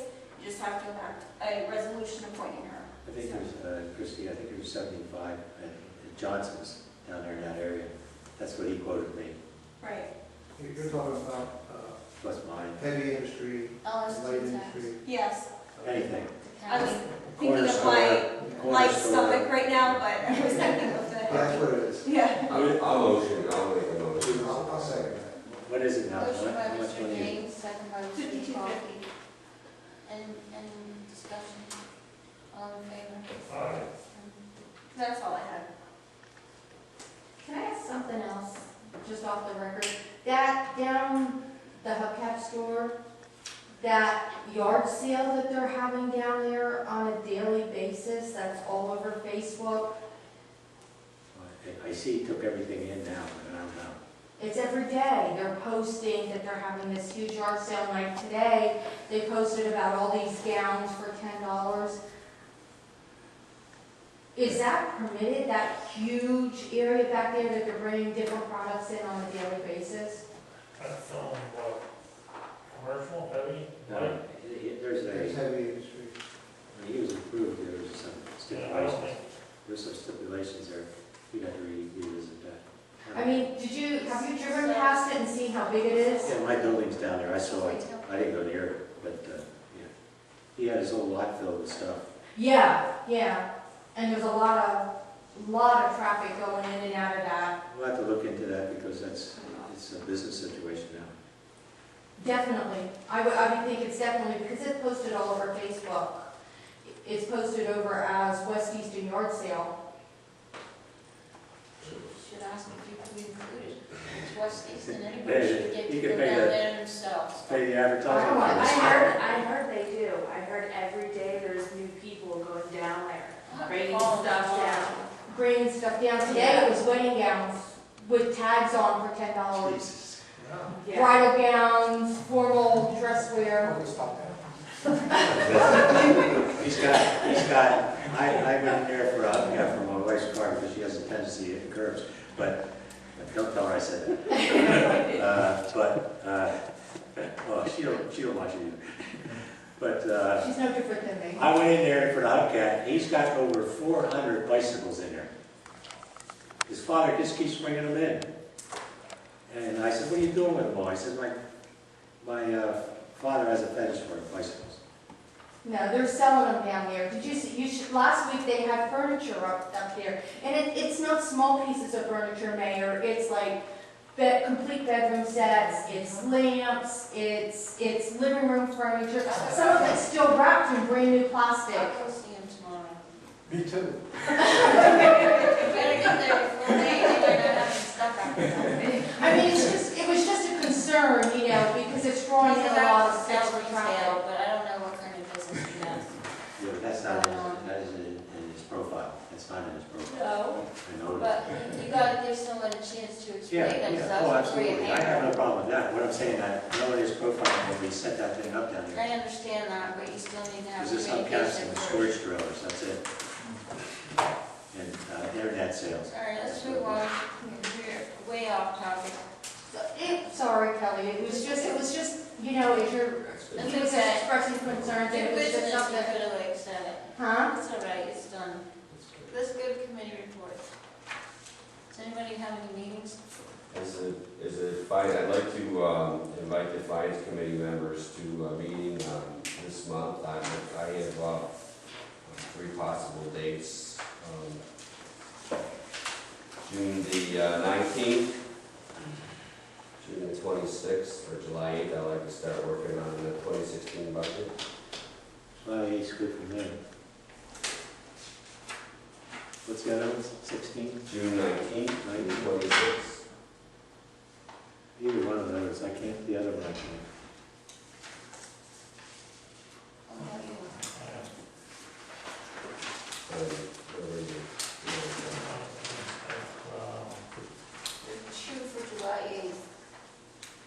make it? July 8th? You just on July. Where the hell?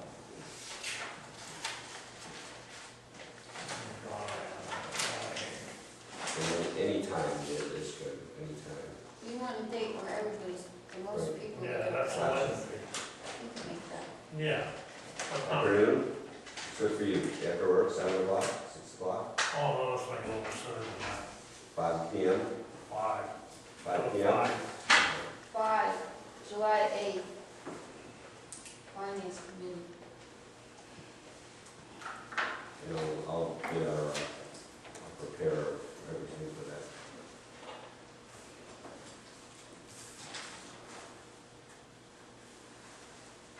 Unfinished business.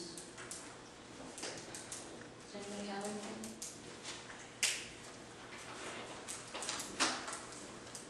I do. Let's see if anybody else had some first. The trestle area, where the road is like coming up.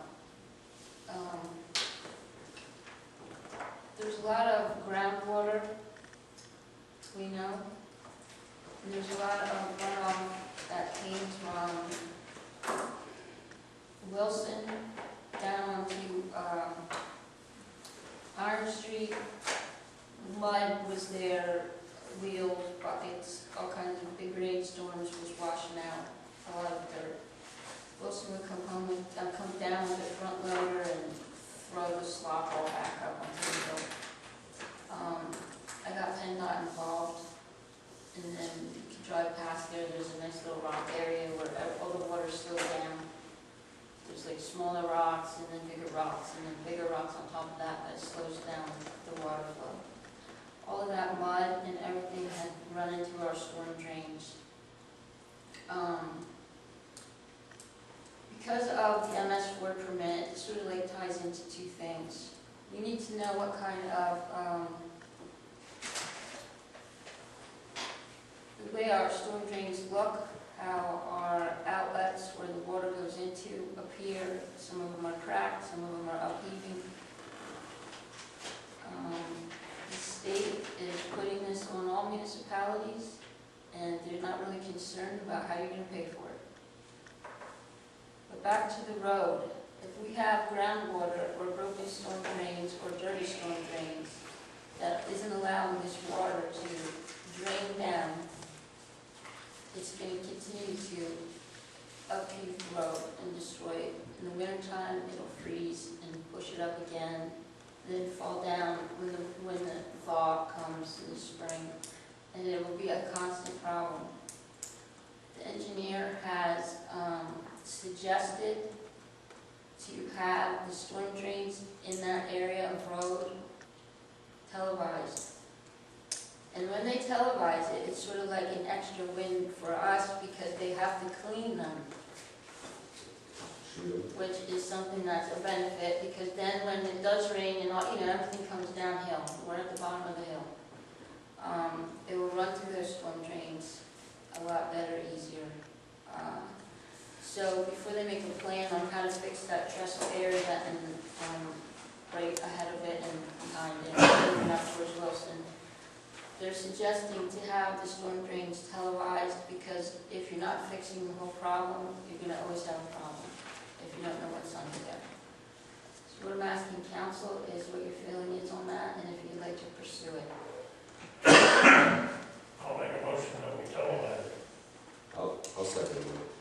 A motion by Mr. Nodoline, second by Mr. James, to have the storm drains televised in the trestle area before and after. Any discussion? Is that a cost to us, or are they, is PennDOT? It's going to be in the area of $3,000. Okay. To have it cleaned and televised, and then it goes into the floor. And we're going to have to do it anyway because of the MS4 permit that we have to pay for every year. You talked to the MS4 rating that we got? I think it's pretty, I think that's something to brag about. I've been going to a lot of instructional courses, sessions, whatever you call them, workshops, to be more efficient in our borough and to try to be a couple steps ahead of the game so that we don't get caught in a situation where we're like, oh my God. I mean, right now, we have all our storm drains photographed, we have where they're located, and we have everything online on the computer. The engineer asked me at the beginning of the year, how did the borough avoid getting a threatening letter from the EPA? And I didn't realize that we were the only borough in Northampton County that didn't get one that he was aware of. And I had met that person at one of these workshops.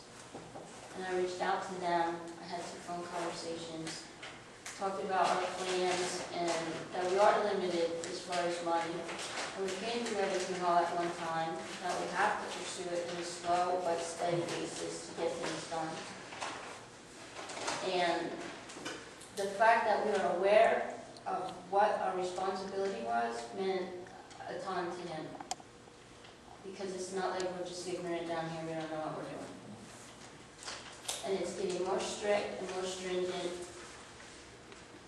because of the Chesapeake tributaries and everything that runs down. Everything flows into the next, to the next, to the next, which goes down. And actually, this is just a little sidebar. I have family that lives in Maryland, and they're actually charged for runoff from their driveways. They have to find a way to have the water run into their yard, and they're actually, those municipalities charge the residents for runoff from their driveways. That's like, to me, that was like, oh my God, that's like unbelievable. But it's true, because the more that I got involved and the more education and hours that I spent, it's good to have connections so that you can reach out to people, especially when you're limited as far as how much can you get done and how much money do you have to put into that. We're a small borough. A lot of small boroughs have to deal with this. We have to do the same thing as the townships, the cities, and the larger boroughs. We have the same responsibilities, but we have to do it with a lot less money. We don't have like schools and hospitals and things here in our town that we can like rely on, like for LST. We discontinued the LST tax years ago because there was only 5 employees here. Never mind. That was it. We had 5, and it was too much paperwork for Donna and record keeping, and we put too much time and effort and money into it, printing bills, sending out bills and everything for 5 employees of $52 each. It just didn't work. So now just down in that one area, there's over 75. It's not including the county. You know, they have a number of employees every day that are there. And like Solicitor Slotman had said, more business is coming into the borough every day, which is a good thing for us. So we have to continue to encourage that. So back to the road. We need to do things the right way and put in the effort to make sure we do it just one time. Anybody can put an overlay on it, but what are you going to do next year? When the overlay is cracked and it's upheaving, because all you're doing is putting a Band-Aid over a huge wound.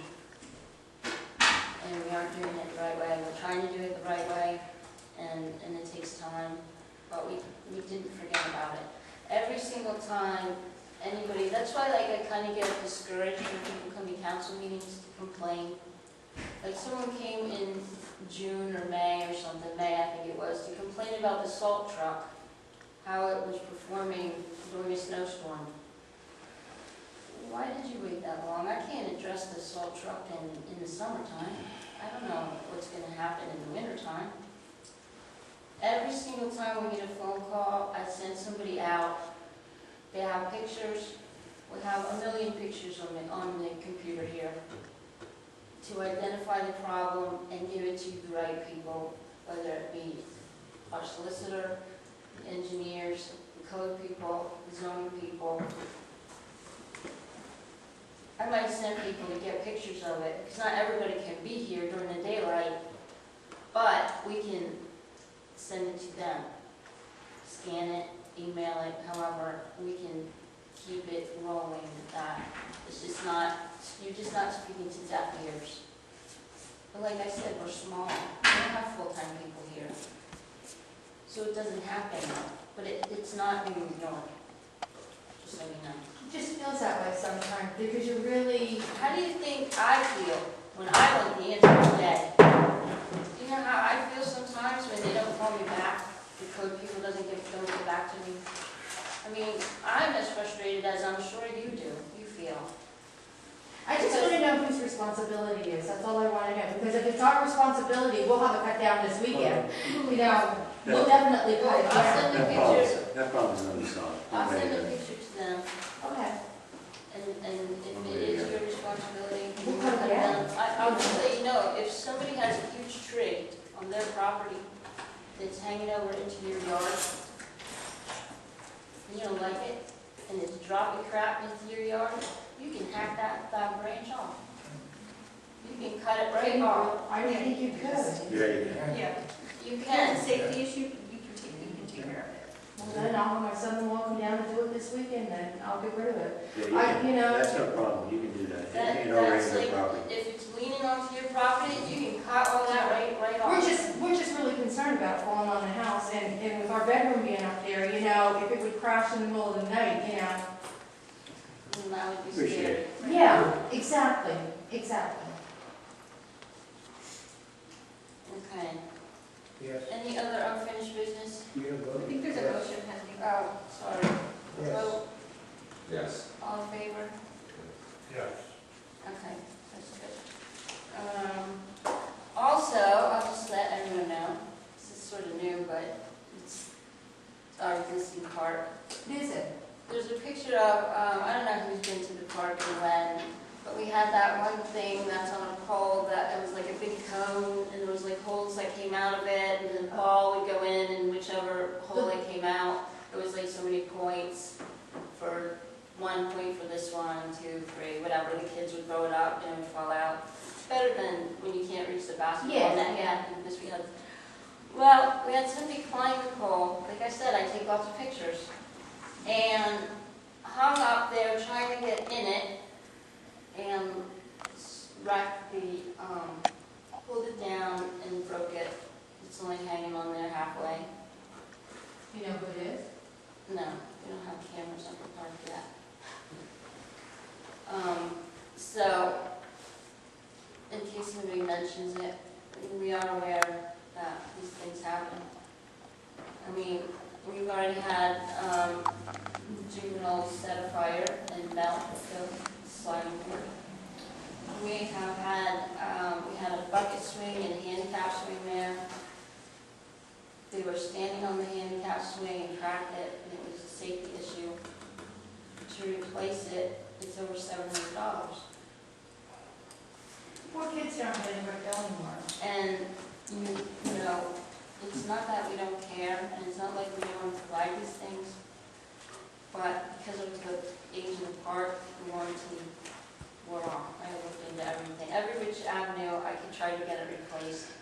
And I know the company fairly well, and they just couldn't do it. It was too far gone. If it was a little bit closer, they might have been able to do it. But, you know, we have eyes everywhere. There's garbage I don't like on Main Street. I'm I not hate with that. That's Okay. all the time. I have a meeting with him tomorrow. I told him I want the dumpster in the back of the parking lot. I don't want it. I don't want that advertising right on the street. Sometimes that thing is in the middle of the sidewalk. And I had to call somebody, get that thing out of there. I got to know Shrin really well out there now. Because I said, you know, is Charlie there? Let me talk to Charlie. If not, let me talk to Greg, Jimmy, Denny, anybody. Give me somebody. And then they took care of it right away. done. But my next thing is, I don't want it on the sidewalk, I'm gonna try to get it in the back of the parking lot, that's my thing, my goal for Didn't tomorrow. it used to be in the back of the parking lot though? Didn't it used to be way back up in the corner? No, I don't think so, I don't think anything was back there. no, when they first got him, after this guy took it over, he said it was close to the front spot. I also let them know that in case anybody here wants to recycle electronics, for example, I see there's one sitting by Mr. Nodoline's house for 2 weeks, there's a TV out on the curb. Call Best Buy out here on Freeman's Avenue in the shopping center. They will recycle things, electronics, etc. I know that I have the anything with a plug. I just haven't had a chance to have another one yet, but it's not that I'm not thinking about it. It's just that they took everything for free. You didn't have to worry about Freon being removed from your refrigerator or your air conditioner or whatever. But it was expensive for them and they went out of business, most of the companies that did it for free. So that's why we didn't redo it yet, because I don't really want to put a large charge on some residents or anybody else who decided they wanted to come and recycle things. But recycling is the way to go, especially with your trash, since I'm on that topic. Because the more that we keep out of the landfill, the more stable and lower our pickup for trash will remain. And I noticed that our recycling tonnage went down. It was at 19% and it's down to 16%. That's 3 tons different. It went down that you're putting it into regular, not you. I'm very conscious of it. I'm like a nut, because I always like people that come around and go, "Can you recycle? Do you need a sticker? You know, how can like make it better?" Ask them. You know, it's just important to think about these things, because in the end, you end up paying if you don't do it the right way. You know, so call Best Buy if you need to recycle electronics anytime in the near future. Because someone called actually down at the borough, and I wasn't sure, and I looked into it, and I also found out there's an app. It's called iRecycle. You can download it onto your phone or look it up on the internet, and you can type in whatever you're thinking about recycling and want to get rid of, and then it'll give you everything local that's around. So that's another way to fight. If you don't want to go to Best Buy, there's other options. It's just that was the closest one for the senior citizen. Okay, new business. Any new business? None? Adjourned? No, executive session. We won't have an executive session for a couple months. For what? For what? No. We're not gonna do it? All right. Never mind, I'll make the motion to adjourn. All in favor? Adjourn 9:34. Oh my God.